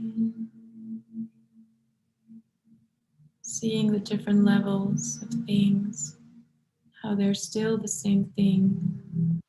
Understanding the one, understanding oneness, understanding union through you, through everything, through your partner,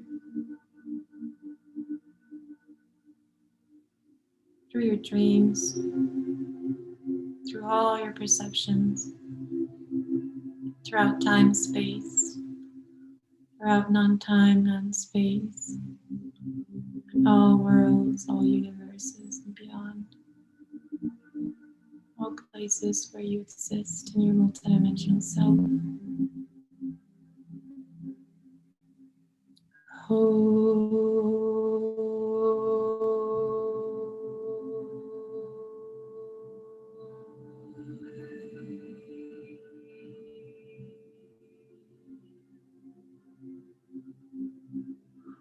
Unraveling your life, unraveling your light, becoming this clear channel, like a beautiful highway, beautiful river, starting to see the space between the left and right hemisphere, holding the space between action and reaction, dwelling in the space between feminine and masculine, being in the space of union, of freedom, awareness, joy, peace, divine expression, allowing all of the bone structures and all of the cranial structures to adjust properly, to create more peace, coherence, clarity of the mind, releasing all of the confusion, lamentation, brain fog,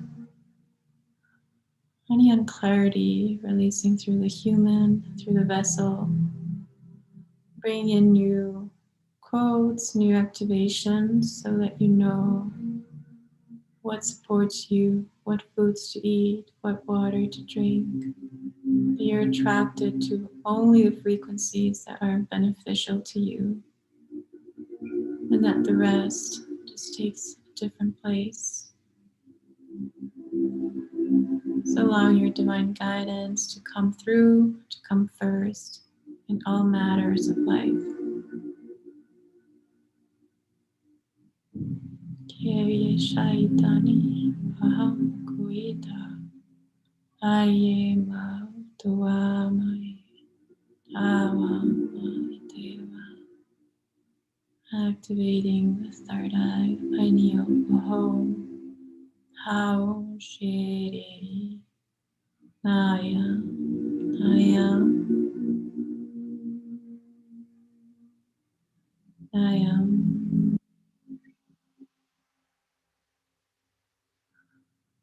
Activating the lungs, creating more space for you to be able to breathe deeper, have a deeper experience of life, in the peace, in the knowledge, and activating through the Lemurian templates, timelines, activating all of the water codes, all of the mermaid,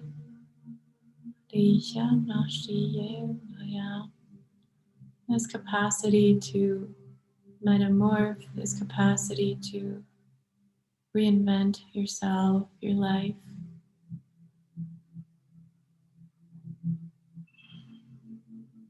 to become your divine self, your angelic self, to embody all of your templates that are supportive for you right now. Breathing in deeply.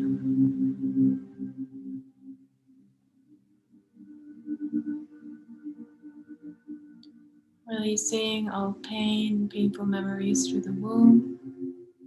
If you're masculine, through your energetic or etheric womb, the space beneath your navel.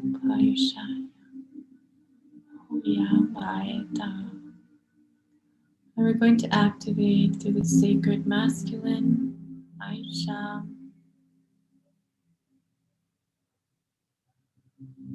Starting to bring in convergence, union, preparing the energies.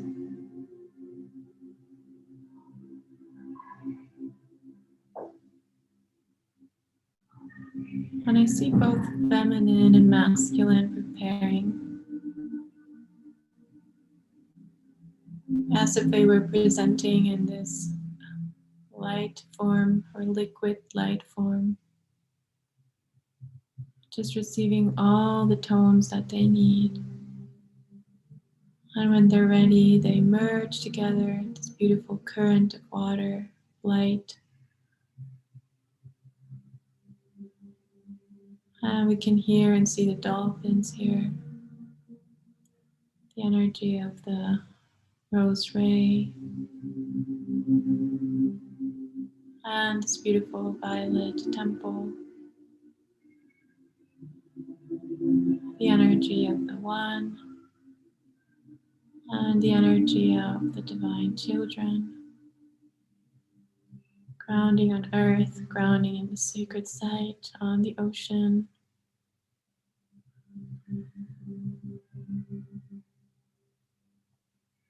Now we can just see a lot of your guides coming in as custodians, as guardians, for this energy that is forming within you, within your twin flame, and within your own feminine and masculine energies. Bring a lot of forgiveness to the heart. And they're saying forgiveness is a clean slate. Forgiveness is a new beginning.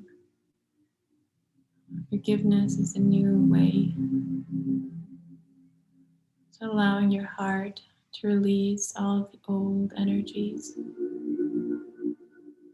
and to be reinfused in this energy of love, awareness, powerful recognition of who you are.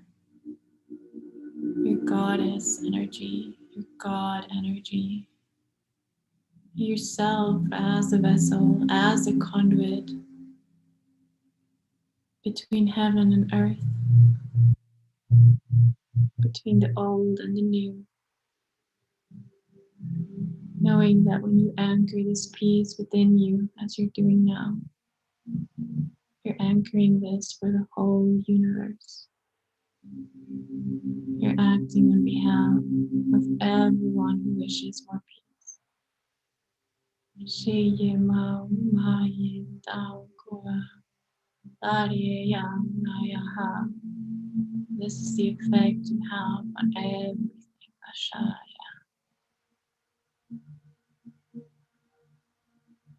Understanding your role, your place, and your light in the wholeness, in the divine plan.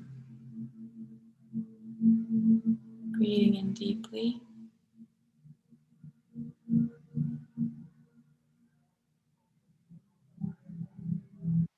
And we're going to start to seal through the energies of the water, the air, fire, the earth, the ether, through all of the particles. We ask that this healing continues as long as it's necessary through your field, the most high, graceful, protected, divine way. Now you continue to release everything that you're meant to release every time you listen to this. That you continue to ground in and to receive all that you're ready to receive.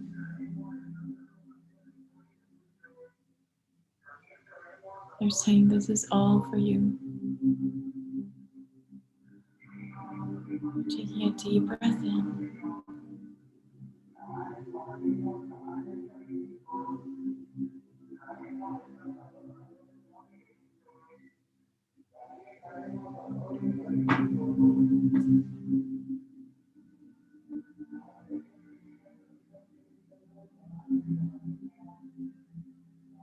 And very slowly we're sealing.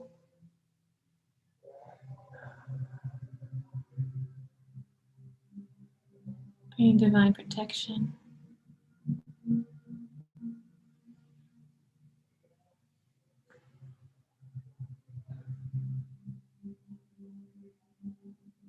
And very slowly, taking your own time,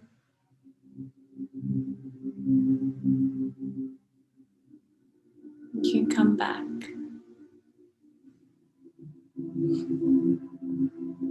Breathing in deeply.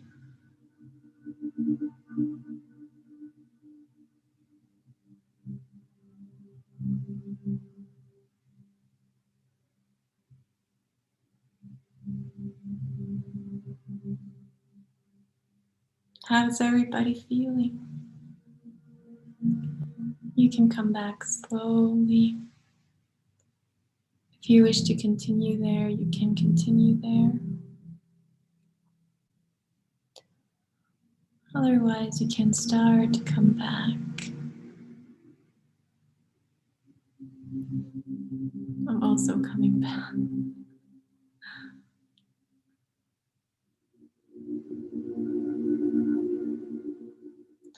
We're going to ask that any excess energy is released out of your body, out of your feet, and recycled, turned into love, absorbed by Mother Earth. Thank you.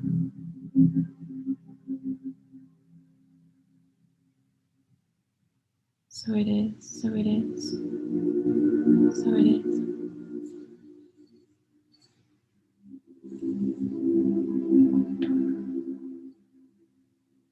Yay, Lucy's back. I'm glad.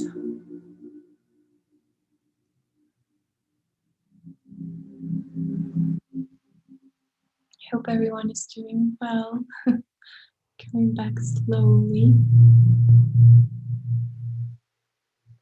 You can stretch also. Just grab a glass of water. Oh, you guys are so welcome. So, so welcome. Thank you for doing this, for being here. Thank you for being on your journeys. Oh, wonderful, Lucy, Alicia, Fernanda, thank you. The abundant mystic goddess, thank you.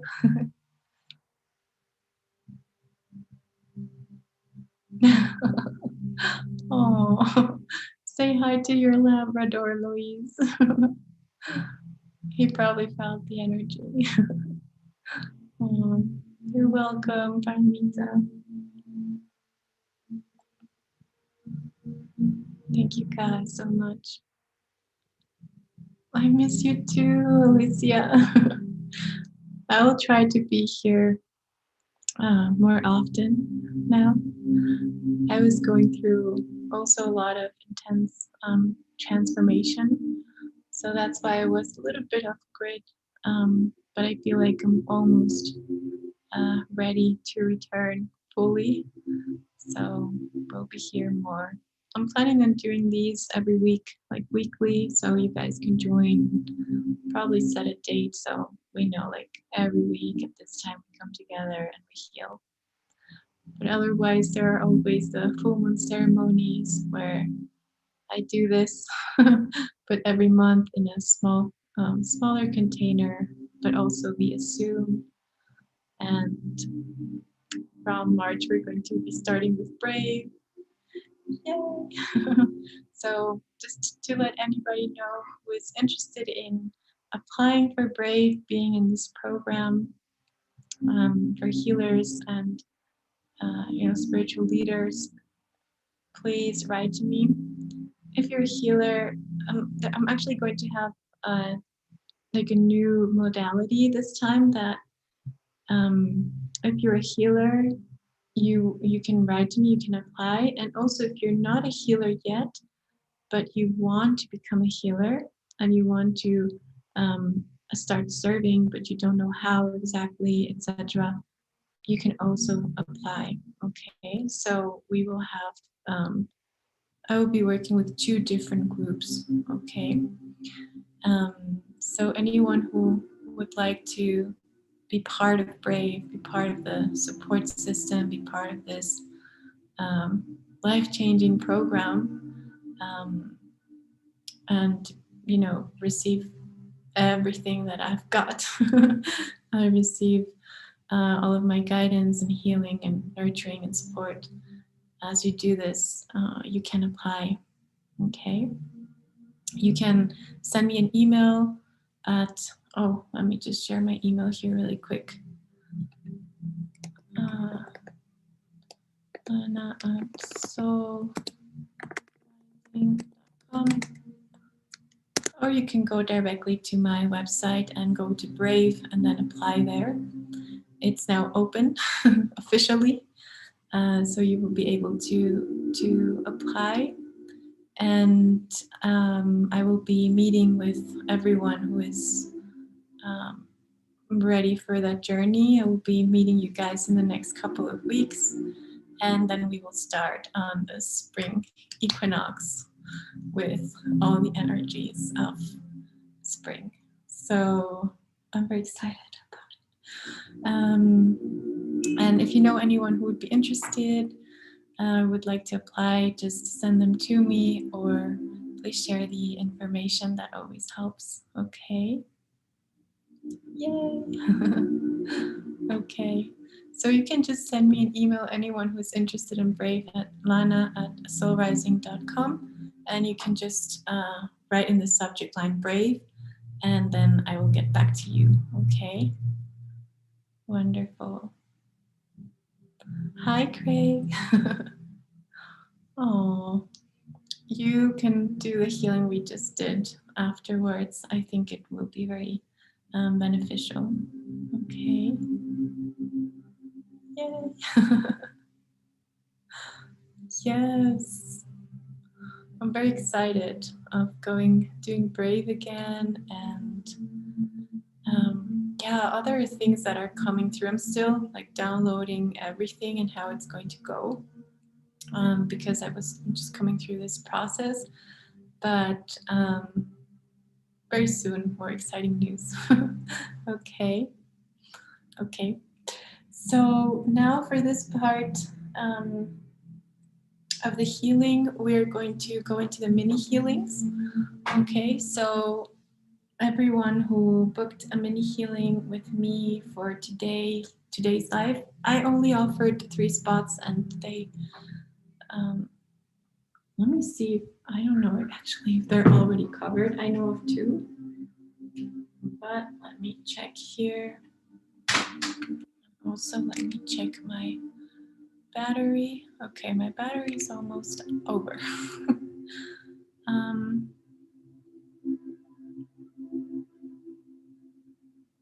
Where did I leave? Okay. So let me see, guys. I had Shipra. I don't know if she's still here. Shipra, are you here? She is number 1. For Brave, darling, doesn't matter what stage we're in our journey, right? Yes, it doesn't matter. I'm going to have like one container for those who are already healers, already working as healers or therapists or spiritual guides, or any type of light work. We're already on it, and then I will have one container which is for people who haven't done that yet. And it doesn't matter in what stage, but that you are wanting to come more fully into your light work, into your mission. So both. Okay. Wonderful. Oh, thank you. Thank you, Dana. Oh, thank you so much. That's so funny.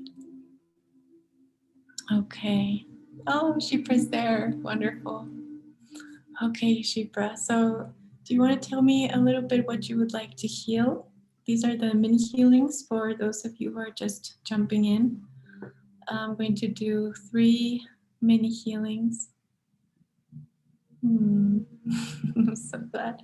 Shipra was actually part of Brave, the 2nd cycle that we finished last year. Okay. So let me know, dear, what you would like to address for your healing. And the next one after Shipra, we have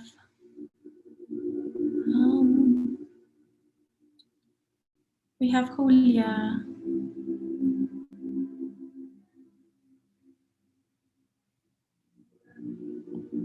Okay.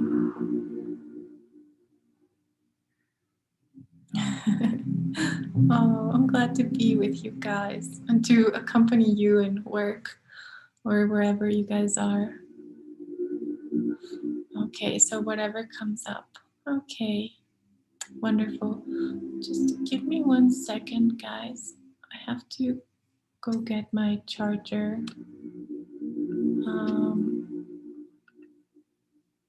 I don't know if I can pause this real quick. I'll be back in 1 second, okay? you'll still be listening to the music. Just going to get my charger before my computer dies. 1 second.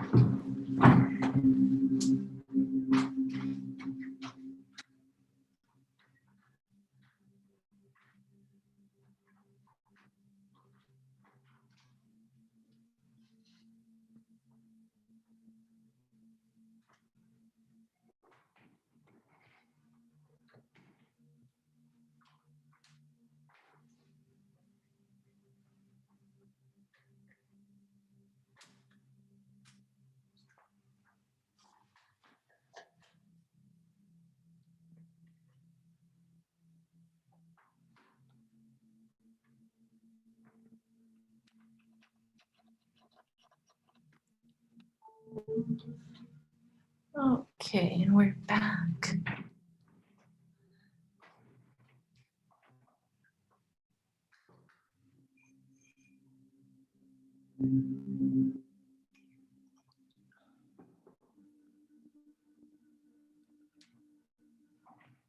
Okay.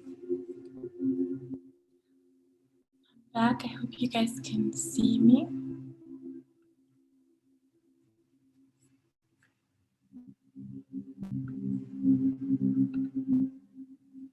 Oh no. Okay. Wonderful. So let's go, Shifra. Are you ready? Okay, so if you want, you can just close your eyes. Breathe in deeply.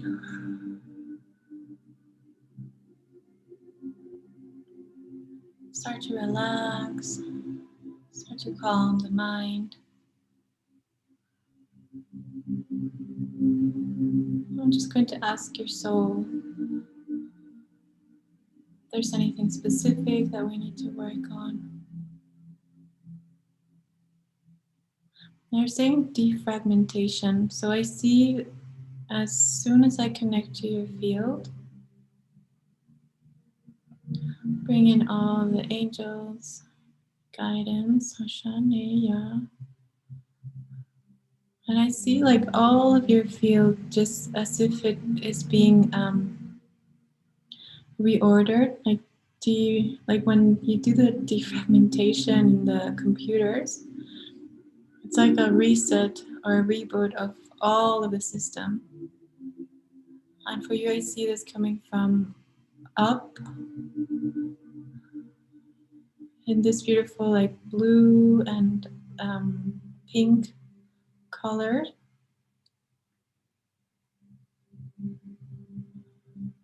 And it's like this gray, dark gray energy is just coming out, being released. Releasing all of the heaviness of the past. I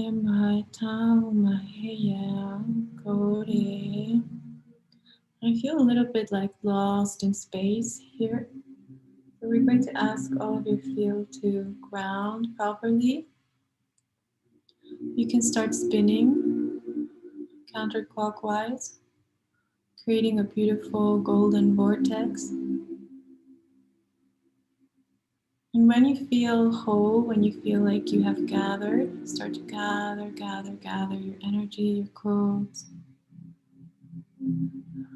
At the same time, releasing all of the old that is coming out through the outer field.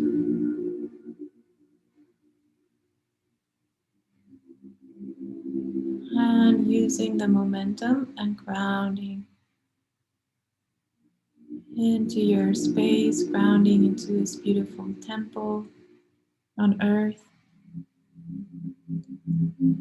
You can see like even a different location. It looks like a place where there is a lot of rivers and like very green trees.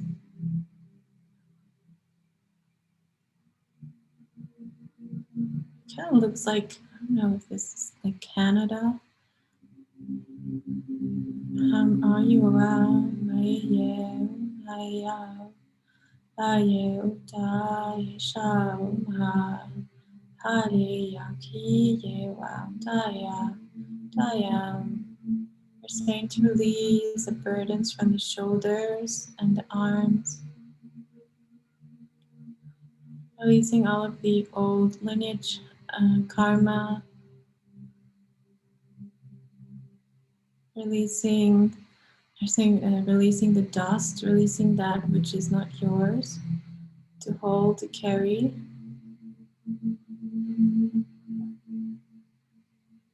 And they're also going into the lymph, especially the lymph nodes at the neck.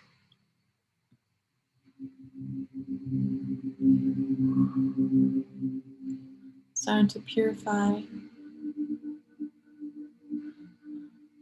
and restructuring, going into the DNA, going into the cellular memory of the body to release all of this trauma, imprisonment, pain from past generations through the family lineage, through the human lineage.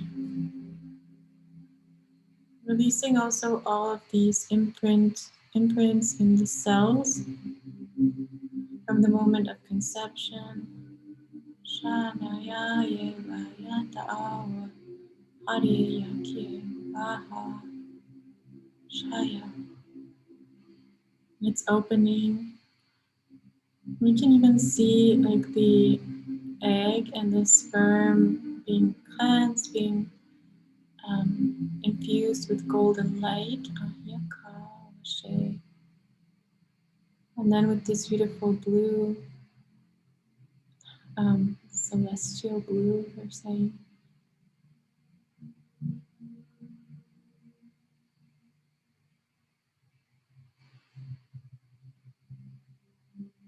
And they're saying bringing union and unity where there is comfort, bringing union where there is discomfort. Hanika.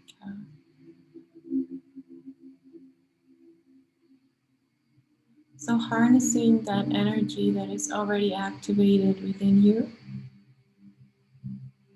And as it activates, you can start to pour it or to direct it into those parts of you that wish to be activated. I'm seeing like travel, expansion, like, I don't know, but I see you traveling, like going into different area, different frequency, a different domain. Even visiting like a holy place, a sacred place. Now we're connecting to the caves. There are sacred caves where you are, connecting to the energy of these caves, of the sages, where there's this incredible energy of meditation.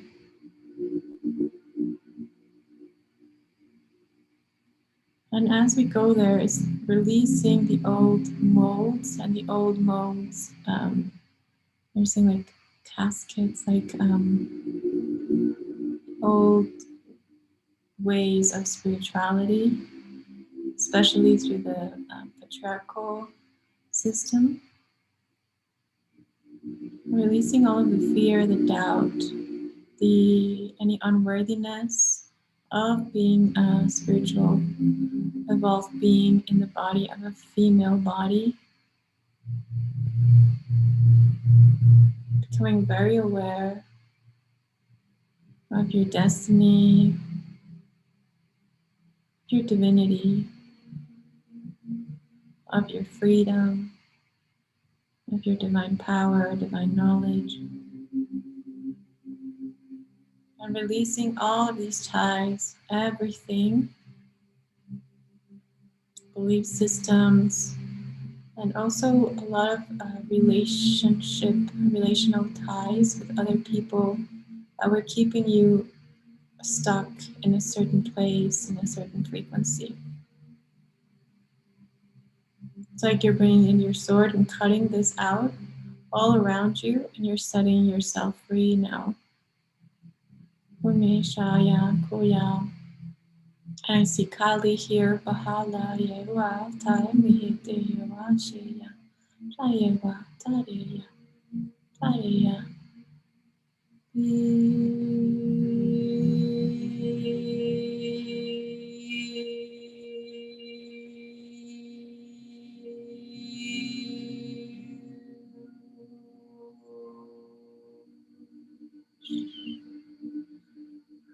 Moving that energy upward through your heart and up into your third eye, into the crown, and up into the higher centers. And from your heart downward into your womb, legs, all the way into Mother Earth. Anchoring, strengthening your legs, strengthening your presence, strengthening your voice. And they're showing me you standing very tall in this beautiful golden sari.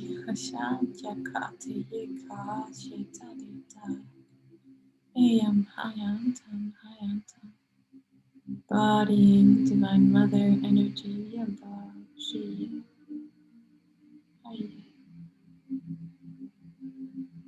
Establishing peace and stillness through your body, through your cells.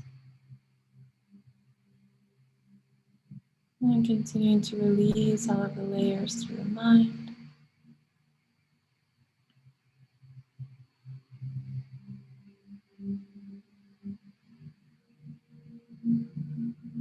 Very good. Anchoring back into earth, anchoring the blue and the red, the feminine, the masculine, a beautiful golden sphere around you of protection, of purpose, mission.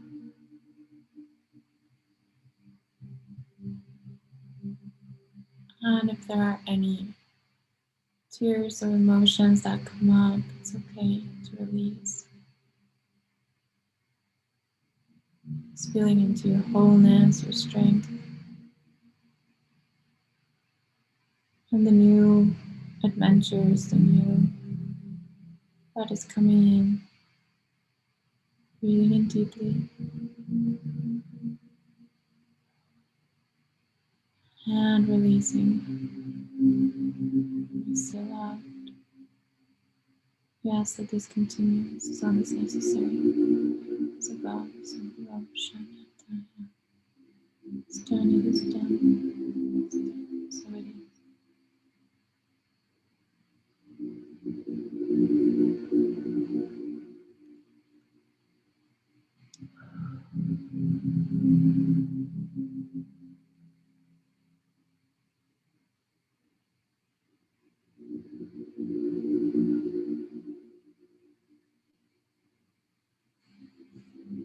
And very slowly coming back, dear Shaker. Or you can stay there if you want. Okay. Let me just go into the next. Okay, so we have Claudia.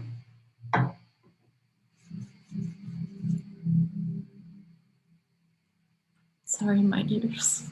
It happens sometimes when I do healing. Okay, so for Julia, yes, I still have one spot. It's a $40 donation. You can just, whoever wants it, let me just put the link here. You can just PayPal me the donation and then I'll work on you here. Oh my god, I can't even write right now. Okay. You can just put mini healings.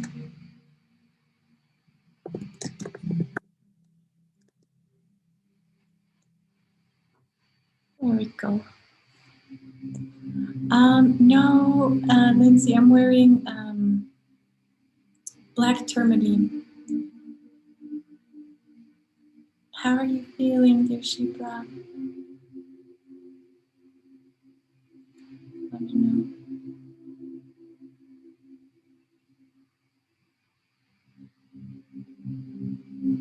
Okay, so just have open up to Lucy. I'm actually going to do a small light language workshop, which is one of the surprises, but it's coming next week. Like in the middle of next week, I will announce it.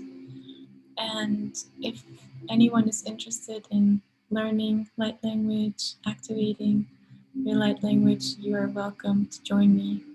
Even if you already speak it a little bit or you're just activating it, you can join me in that little workshop that I'm going to do. Okay, I'll share all the details next week, or maybe even before. Oh, I'm glad, Shipra. Hi, Lloyd. Welcome. Okay, so let's just go to Julia, okay? Okay, Julia, if you can just lay down or just close your eyes and relax and start breathing in deeply.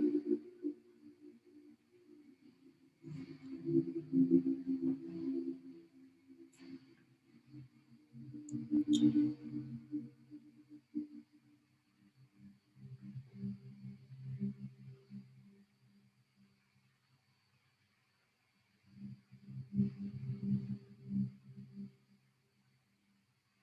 Okay, so just asking permission to connect to your field.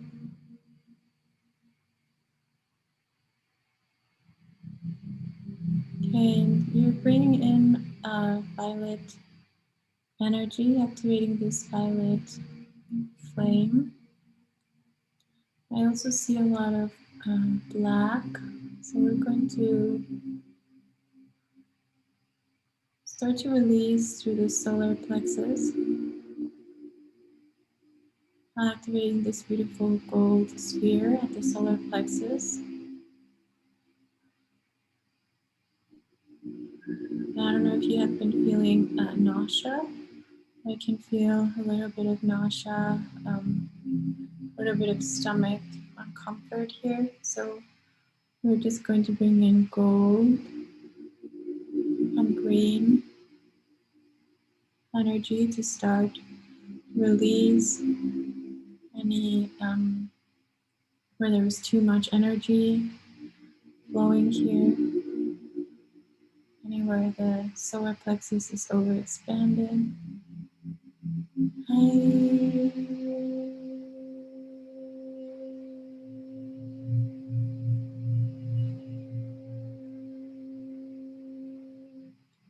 Starting to bring it to its normal size.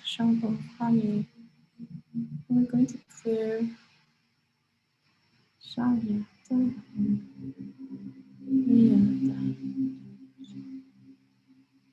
releasing any excess emotionality, especially any lower emotions, allowing them to be burned with sacred fire, beautiful golden fire.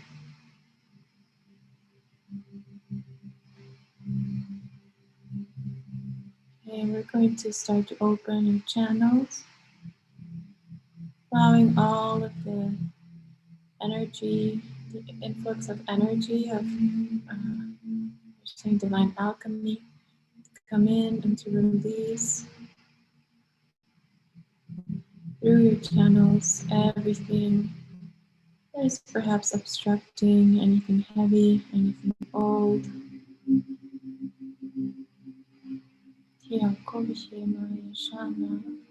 Opening the soles of the chakras of the soles of your feet. Start filtering out, releasing.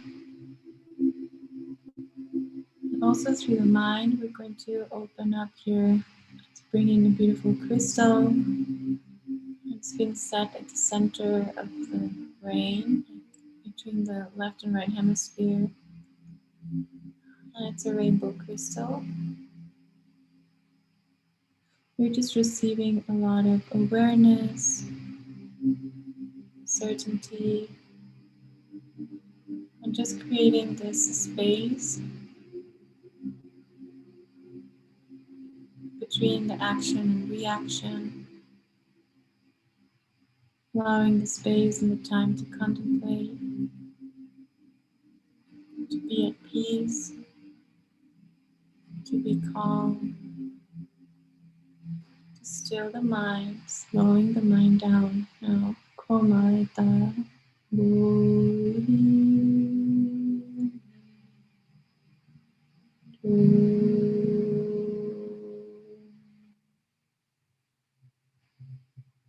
And releasing all the outside pressure, all energies, all cords, and all, even seeing arrows from the outside, from anyone or anything who was perhaps trying to influence, to manipulate. I see the mother figure very strongly.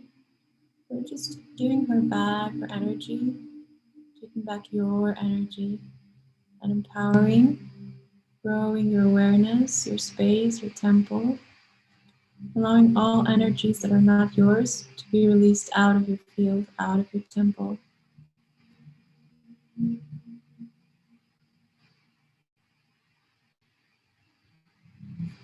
Asking all these souls to leave, to retract their energies, to take back their energies as you take back your energy. Now we're going into the heart to address if there is any pain, any concern, any sorrow at the heart.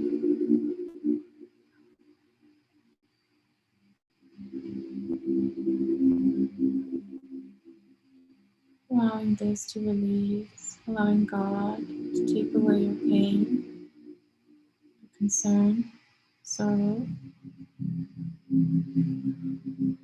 And through your space and time continuum, you're receiving this fuchsia, pink energy from the back of the heart coming in, replacing these like heavy, felt like almost like rocks in the heart. Releasing any distortion, any outside energies, any lower energies, entities. Feels Kaleshaya, clear Shadiyatana, clearing through the throat, clearing to the hips, the waist, clearing at the mental level, emotional, the body level, clearing all old templates of sorrow and suffering through the body, and all symptoms of pain, all symptomology through the body. Clearing.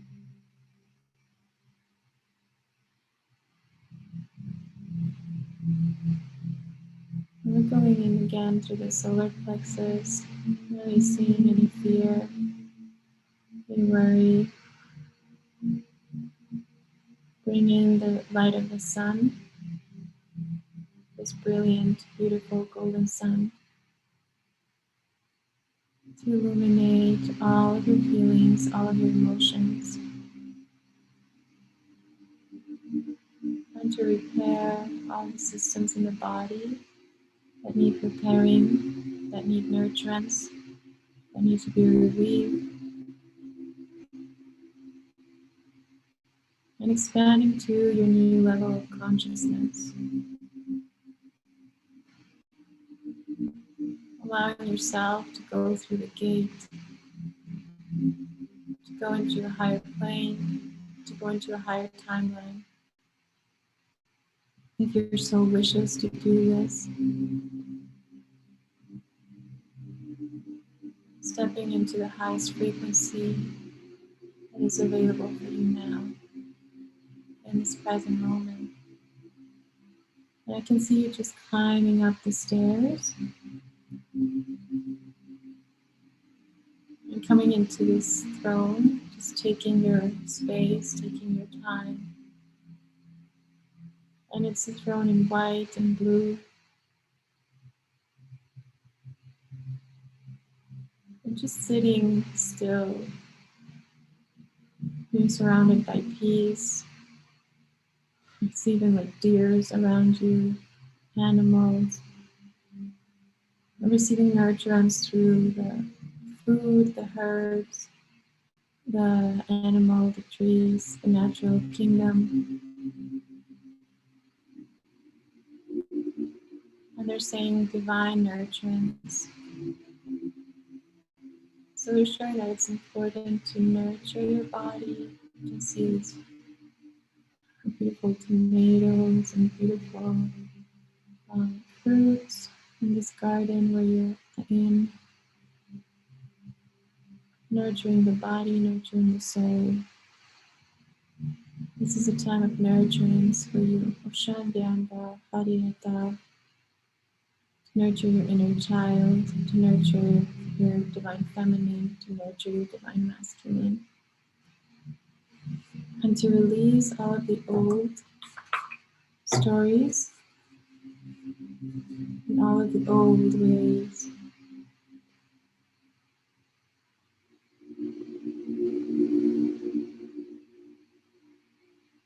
Clearing the eyes to receive a new vision.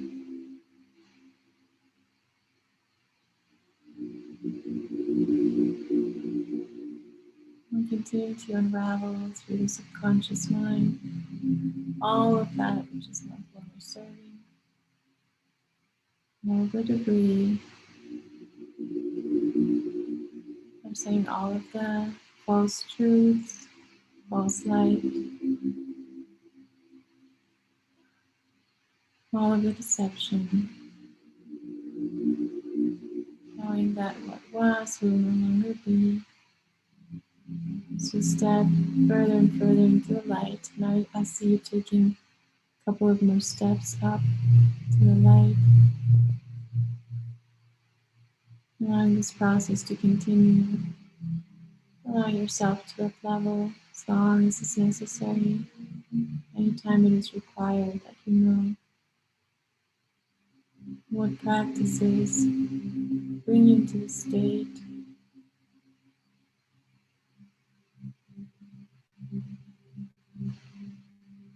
Clearing through your mind and your resistance.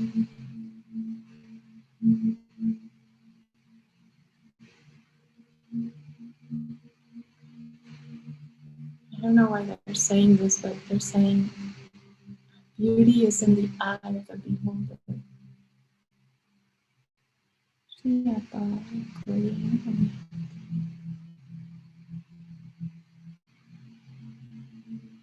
Releasing through the ears and criticism or self-criticism.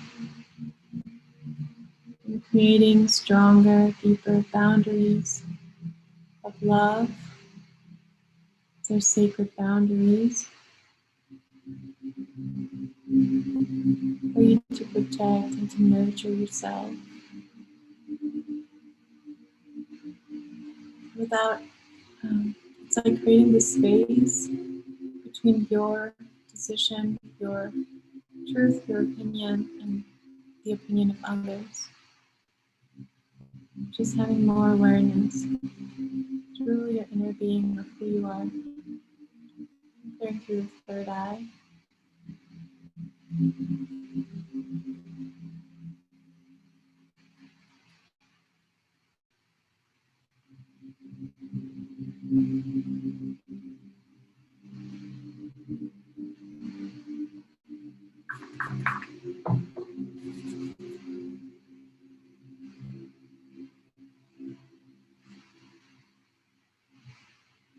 Continuing to breathe.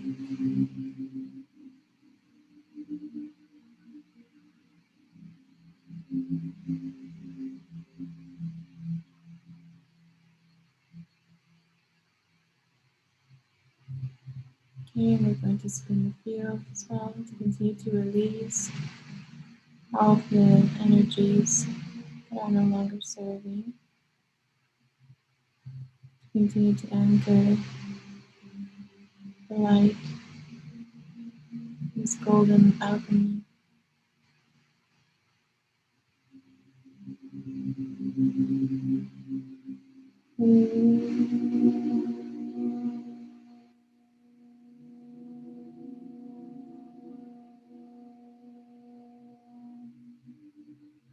Activating this violet flame in the back of the head to continue to transmute through this realm and all realms, through this existence and all existence, through all space, time, dimension, and beyond, through all your multidimensionality, through all of your fields.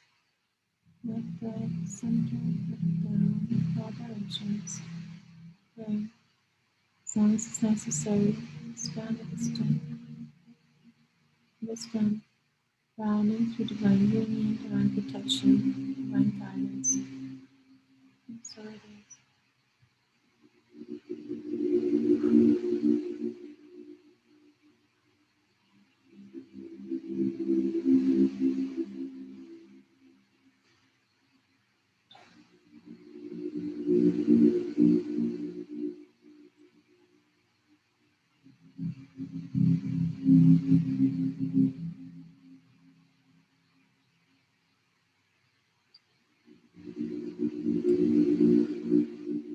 No, thank you guys. Thank you so much for your donations. Thank you so much, Kira. Thank you, Lucy. Thank you, Giselle. Thank you so much. Thank you, Lori. Thank you, thank you. Just came back. Okay, wonderful. Okay, so let me see who's next. Julia, when you come back, let me know how you're feeling, okay, darling? I'm just catching up with the chat here. Okay, Valerie. Okay, Valerie, do you have anything specific you would like to heal? Let me know.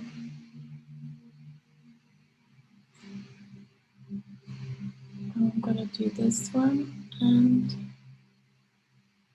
Lindsay, I also sent PayPal. Okay, let's see. So we'll do Valerie and Lindsay, okay? And then we're gonna wrap it up because I'm a little bit tired. Okay. All right, I'm good, but oh my gosh, we went pretty long here, guys. As always. Okay. So let me see about Valerie. I want to balance my diaphragm energies, entertainment, manifesting, manifesting love, planetary abundance. Okay, wonderful. Wonderful. Yay, Julia, I'm glad. I'm glad. You are really emphasizing for you, Julia, to eat like, I don't know, like very, very delicious foods and fruits and vegetables. I could see the tomatoes here. It was funny. Okay, so let me go to Valerie. Okay, so taking a deep breath in. You can lay down also. And also, if any of this resonates with you guys, like any of the mini healings, you can also set your intention for you to receive whatever you're meant to receive from them. Okay. Okay, let me see. All right. Okay, we're asking your guides, angels, your teams to be here. Open up energy. We're going right in through the third eye.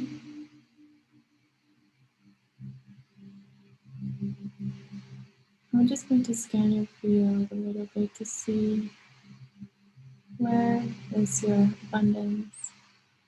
You're doing in your field. You can see. Yeah, you can pull shine right in.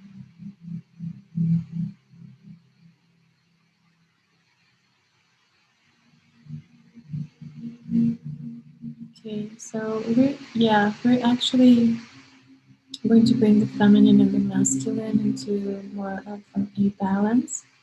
Because I feel like the feminine is very active, very aware, very creative, but it's like the masculine side is a little bit like um, not really fully activated in a way. We'll just start to bring blue into the masculine and bring in the energy of the Templars, of the sacred riders, the secret knights. We're going to activate through your divine masculine blueprint.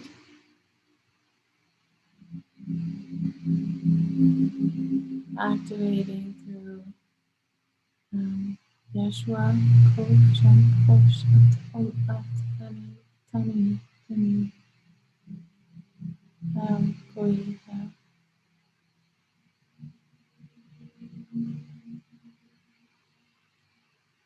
We're just strengthening.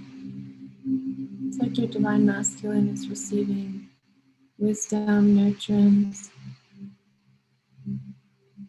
just receiving guidance as to proper action, saying diligent action, diligent steps, routine, discipline, releasing any blockages, any fears. And these are even like filters through the head, out of the head, out of the crown.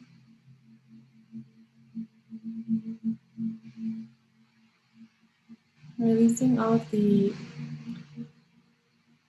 like old judgments or perceptions of what a woman is supposed to do and a man, what a successful man and a successful woman is, how to create your own life, create your own abundance or money as a female or as a male. Releasing all of those old systems, belief systems, anything else that may have been keeping you stuck or feeling like you're a bit stuck or not able to move. And opening up the perception, opening up of the mind,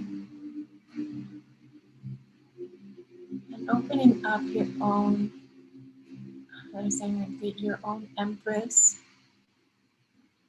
this energy of fulfillment, of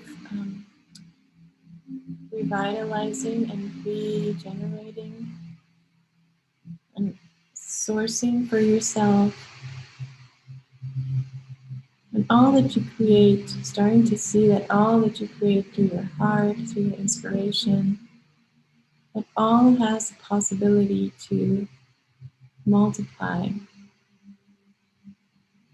So the feminine is showing this to the masculine in your field, and the masculine is like, it's like as if it were taking notes and starting to understand how the circuit works.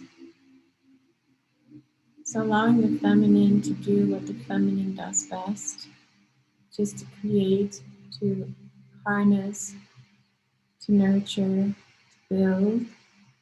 And then allowing the masculine to bring all of that into the 3D. Taking the appropriate action, knowing which steps to follow, and just focusing on the guidance of the divine through your consciousness.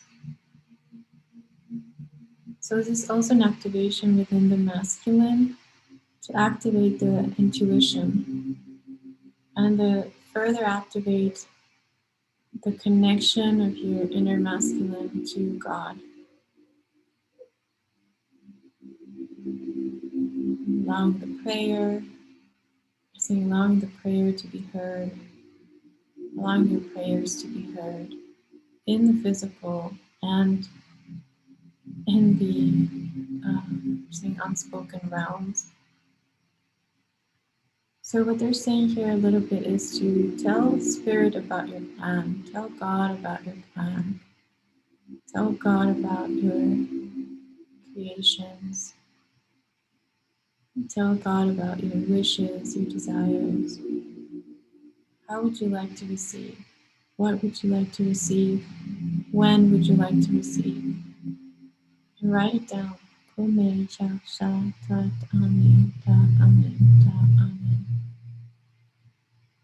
You don't have to be very specific. It can be just the quality, the feeling of how it is easy for you to receive. Just as much as you give. Allowing the feminine to start to receive all the help, all the nurturance, all the guidance from the masculine as well. So opening the communication, opening the channels, they're saying opening sacred convergence, and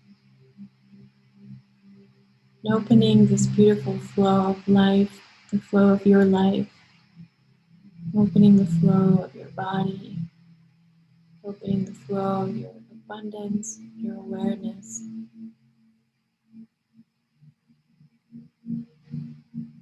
And working with the elemental realms, with all of the elemental beings, the elementals of your physical body,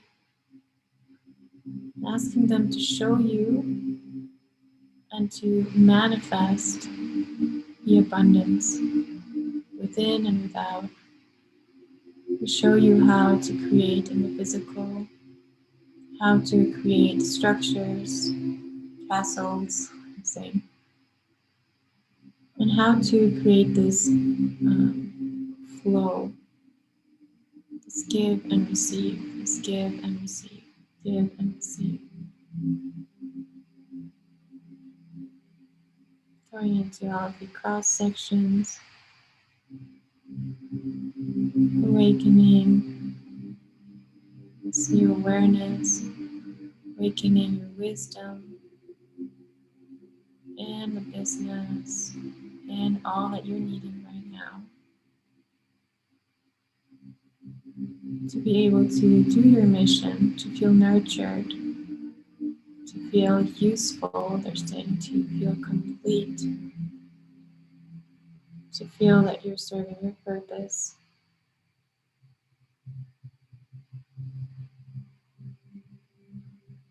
And continue to clear through the mind, through the feminine and masculine, and they're bringing in golden energy, golden codes at the center to build a new foundation of love, of trust. Build a new foundation within yourself where you feel safe, you feel secure, you feel provided for, because God is always providing for you.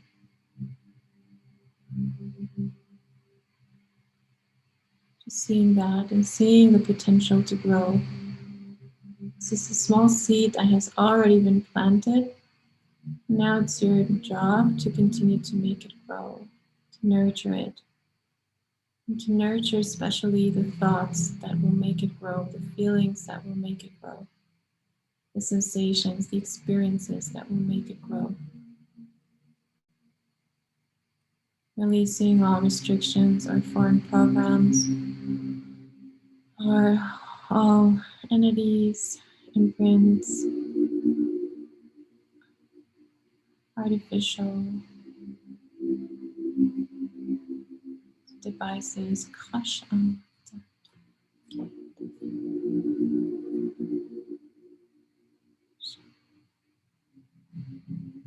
Very good. Clearing all the frequencies of the field. We're going to activate the Merkaba. It's starting to spin counterclockwise, activating all of your light body structures that will help you nurture this new way of life, this new way of being, and this new way of manifesting, of attracting into your field. The more you nurture yourself and you spin, the greater your vortex becomes and the more you attract. Activating coherence in your field, coherence of mind, body, spirit, soul, coherence of your desires, and coherence of your purpose through the divine wisdom of your feminine and masculine energies coming together as one.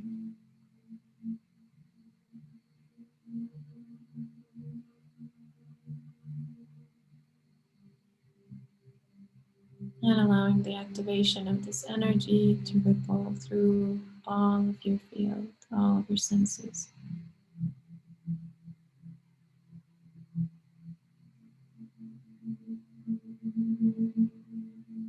Now we're going to seal, clear, continue to clear as long as necessary. Seal and protect. The light of God.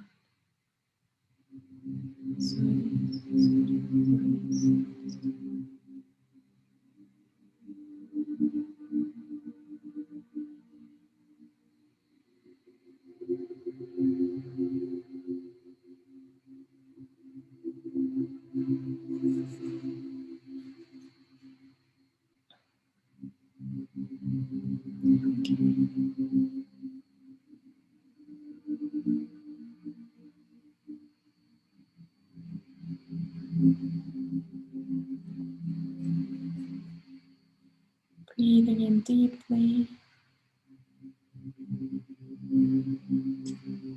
going back slowly.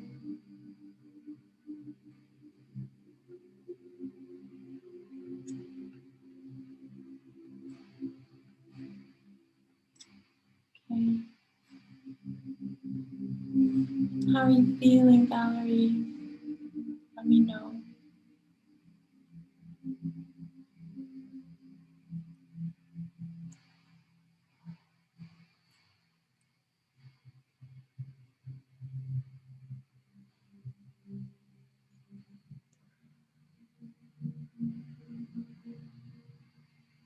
Hi, dear Josh.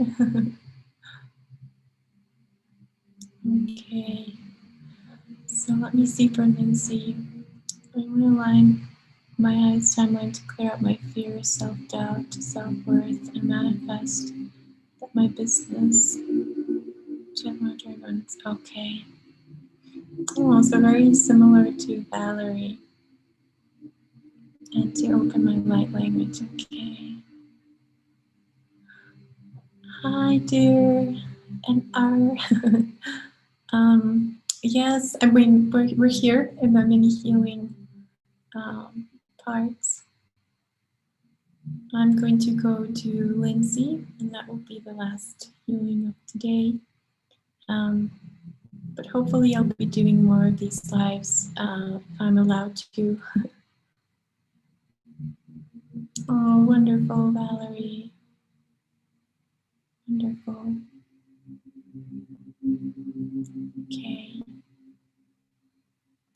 So for the healings, guys, for the ones of you who just jumped in, I already filled up today, but next time, if you want me to do like a mini healing for you, like the ones that I just did, You can sign up for them a little bit before, and you just do a donation, PayPal donation. It's $40, and then I will address your healing, your questions here live.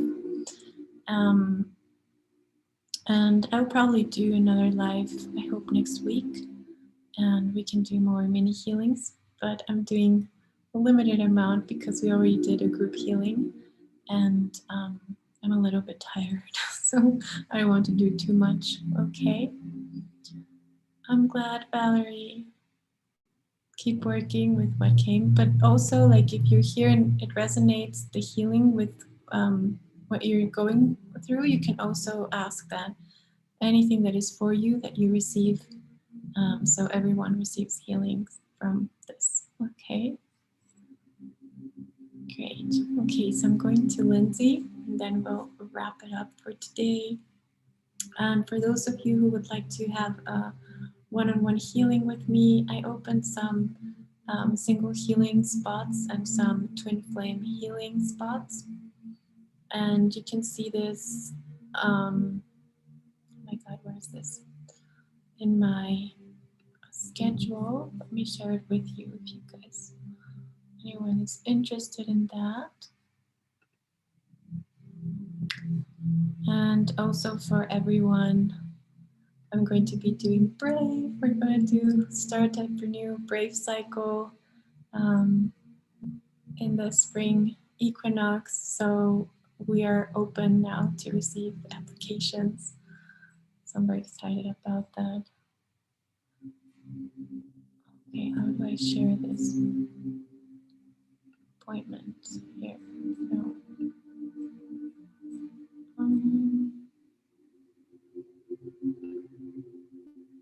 Oh, here it is. Okay, and I'm going to do this single healings and twin flame healings because, as you know, when I do Brave, I focus only on Brave. So I tend to not offer any single healings or twin flame healings, etc., because it's a lot energetically. I focus all of my energy in the group. So if you guys want, before we go into Brave, you can receive here. This is the link. Yay! Okay. Hi, dear Teresita. Oh my God, that's so good. Yes, you can all go back to listen to the healing. We did a big healing. Well, it was a teaching and then a healing. And I will also put below, or if anyone wants to timestamp, that would be great. I will try to also timestamp when I start the healing and so on, so you guys can jump through this later. Oh, thank you, Melissa. Thank you so much. Thank you. Okay, so let's go to Lindsay. Okay, it's the last mini healing of today. So let's make it good. Just kidding. Okay. So you can just close your eyes, dear Lindsay, and breathe in deeply.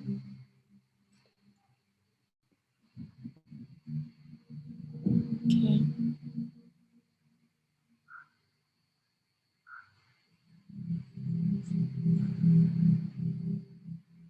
Breathing in, calling in all of your angels, your guides, all of the ascended masters, teachers, your guardians, guardian angels, highest light, frequency.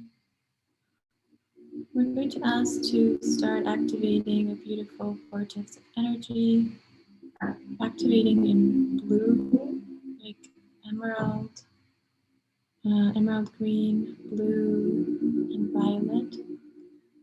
Let's just activate this energy and start to cleanse all of your bodies, all of your fields. Starting to cleanse all of the mind, grids, domains. Starting to cleanse through the feminine and masculine as well. Kaishayata Meya Bahata. And you're activating through the rose lineages. And we can see the energy of Mary Magdalene and Mother Mary present. Here, the Trinity with Yeshua. And they're showing me like a flame and these beautiful roses all around. And we're going to start to release all of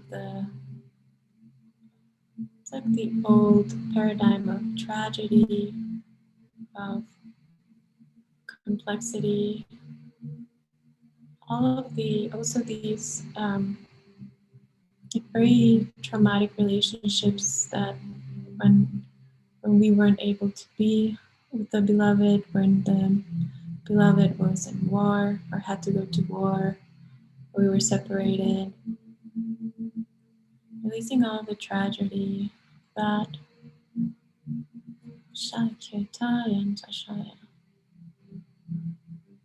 bring a beautiful fire to clear and release all of these energies that come from medieval times. Also all of the dark feminine energy, dark masculine.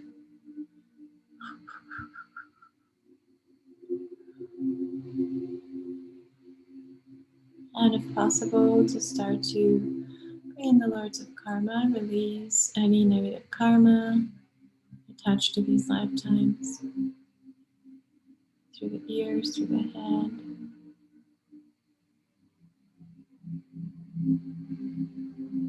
Releasing all of the false light imprinting, programs, beliefs. Releasing also all pressure or all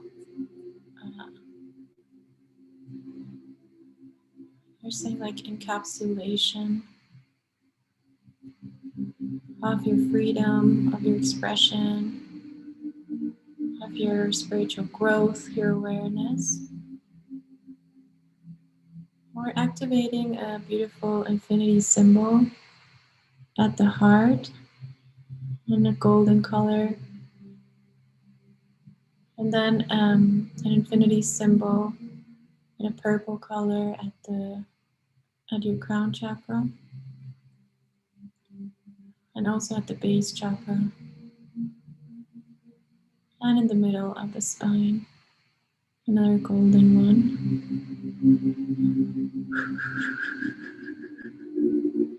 Releasing all of these past lifetimes that you're carrying.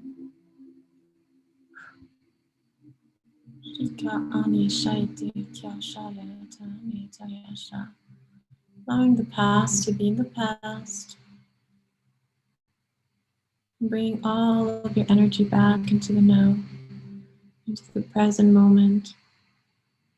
Bring back all fragmentation of the soul, any soul fragments through other dimensions, time, spaces, fields. Bring it back, back, back, back into you and into your divine cosmic loop, and into your channels. Shita, Shimba Ashita. You're starting to activate this beautiful sacred geometry. It's like a star with a lot of circles at the end of the triangles. And it's starting to spin, and it's silver and blue.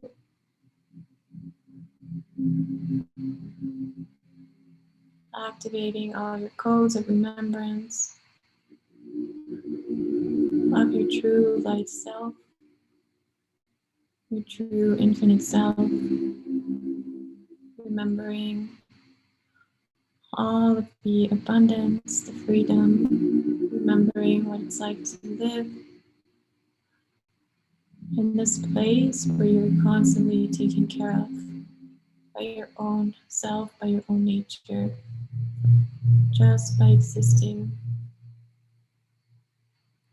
So we're going back into when you were a baby here, just allowing this divine nurturance, Bring in the Divine Mother and Divine Father to nurture your child, your inner child.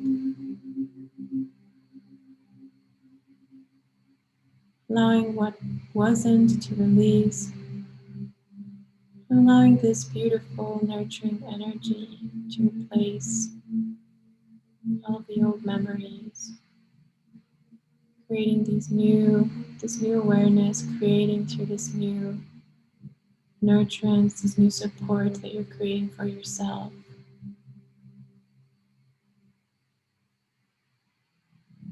Rippling and reflecting all of this through your field. You're saying coming in through a supported field, coming in through this channel of abundance, of light, of eternity, of immortality. Spreading your wings, spreading, opening your channels, spreading your wings. And starting to fly, starting to rise above circumstances, rising above the 3D, the illusion of the 3D paradigms. Releasing any old stigma also. Anything that others told you that you were, and anything that you told yourself that you were, that was not based in your true light. It wasn't based on divine truth. You're saying allowing your capabilities to unravel and allowing your fields to be cleansed. They're performing a very deep cleanse with the violet flame and with pink flame through all of your fields, all of your bodies. They're going through different timelines. They're going through, I can see a timeline of school, I think this is college, going through another timeline way back in other lifetimes, the past, in like the 1900s. Osh ahate keta te eta akam aet ani yet anye kasha in Europe ash akeya te en amhate she hey yahata.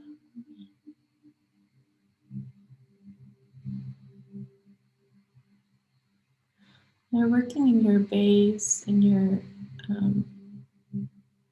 in the way that you ground, your grounding structures, the way that you're standing on this earth. And it's like as if they were removing the earth, clearing out any earth that is no longer serving, and bringing new fertile earth for you to be planted, for you to plant your roots, your seeds, to re-anchor on this plane in a more supported way, a way that feels gentle, easy. You're showing me yellow butterflies all around you, just grounding this beautiful energy of yellow and the energy of the butterflies. Allowing this to go through all levels of your field and your awareness. Clearing through your divine mind all that is obstructive, all that is no longer productive.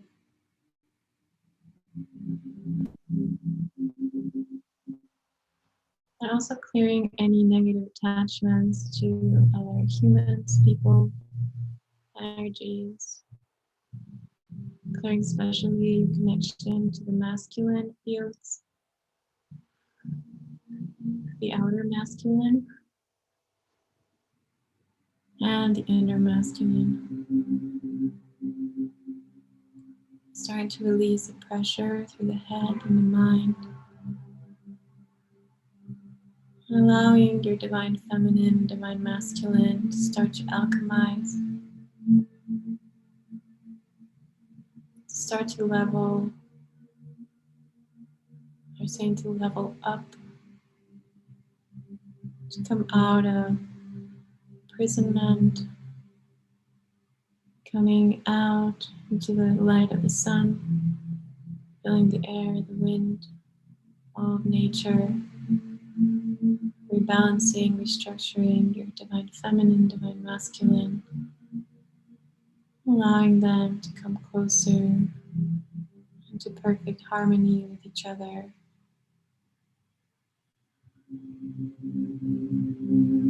and to perfect calibration, unison, shanta.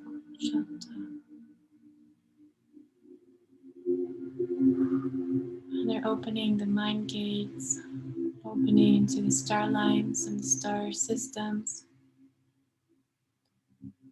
activating your star maps, your codes, where you belong on this earth, where you're meant to go, where you're meant to be, the most favorable places for you, activating your star maps now.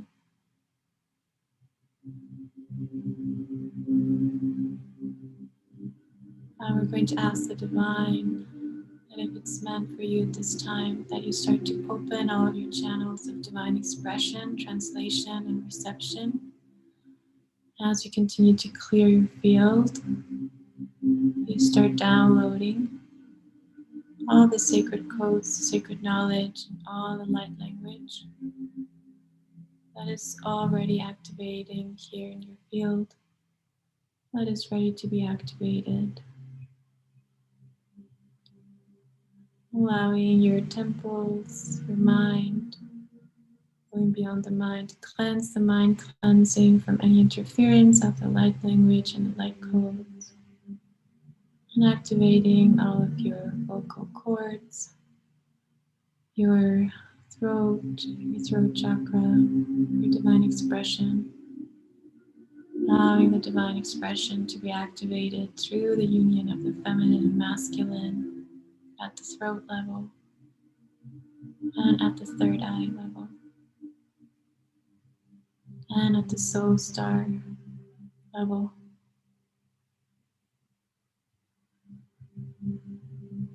And now just allowing all of the cells to translate and to bring the new codes and the new information to all of your systems. Bring all of the light codes that are needed at this time in the sacred geometry to continue to activate your field in a balanced and graceful way, as long as it's necessary for your highest good of all beings, highest good of all.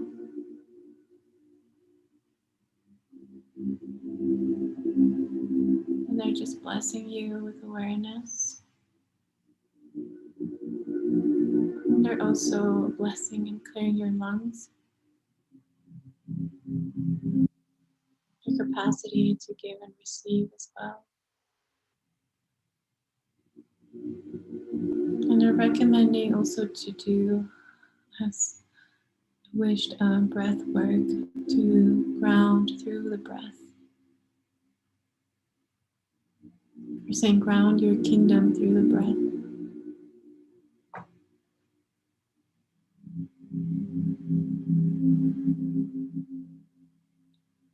Okay, and just continue to activate the violet flame, allowing this flame and these colors to continue to work on your field as long as necessary. Bring in divine guidance and protection, connecting to the divine nurturance of Mother Earth and her waters, wrapping you in this embrace. It is done, it is done, it is done. So it is.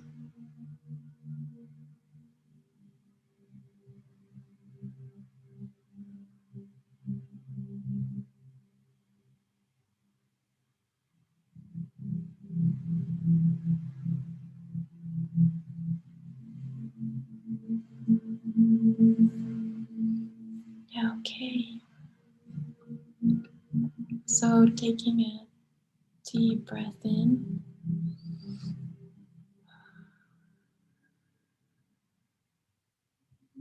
While you guys are ready, you can slowly come back into the body.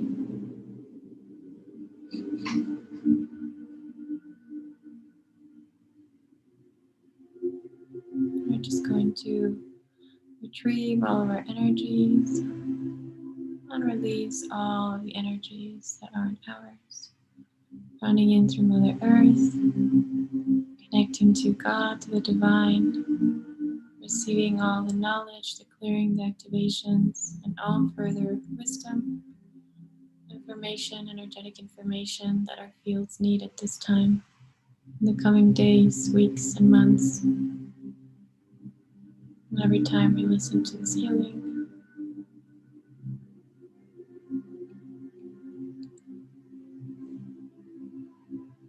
very good.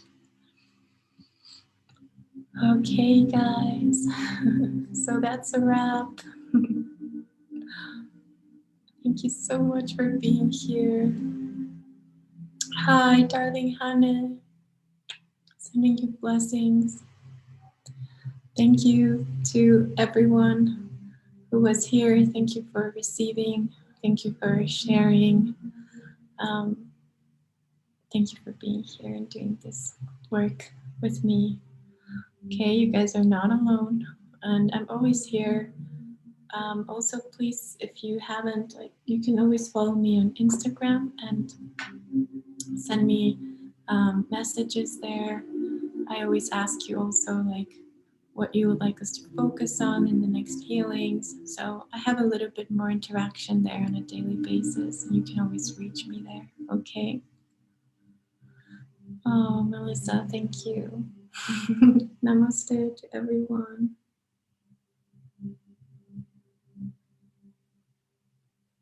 Thank you, everyone who was here. I'll see you very soon. Okay. How are you feeling, dear Lindsay? Let me know.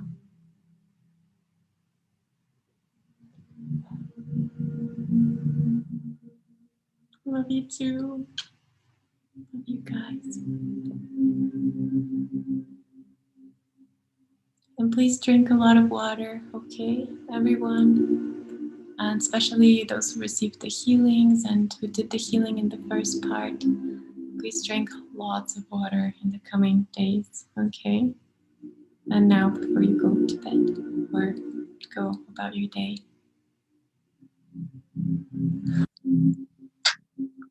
I will see you soon, okay?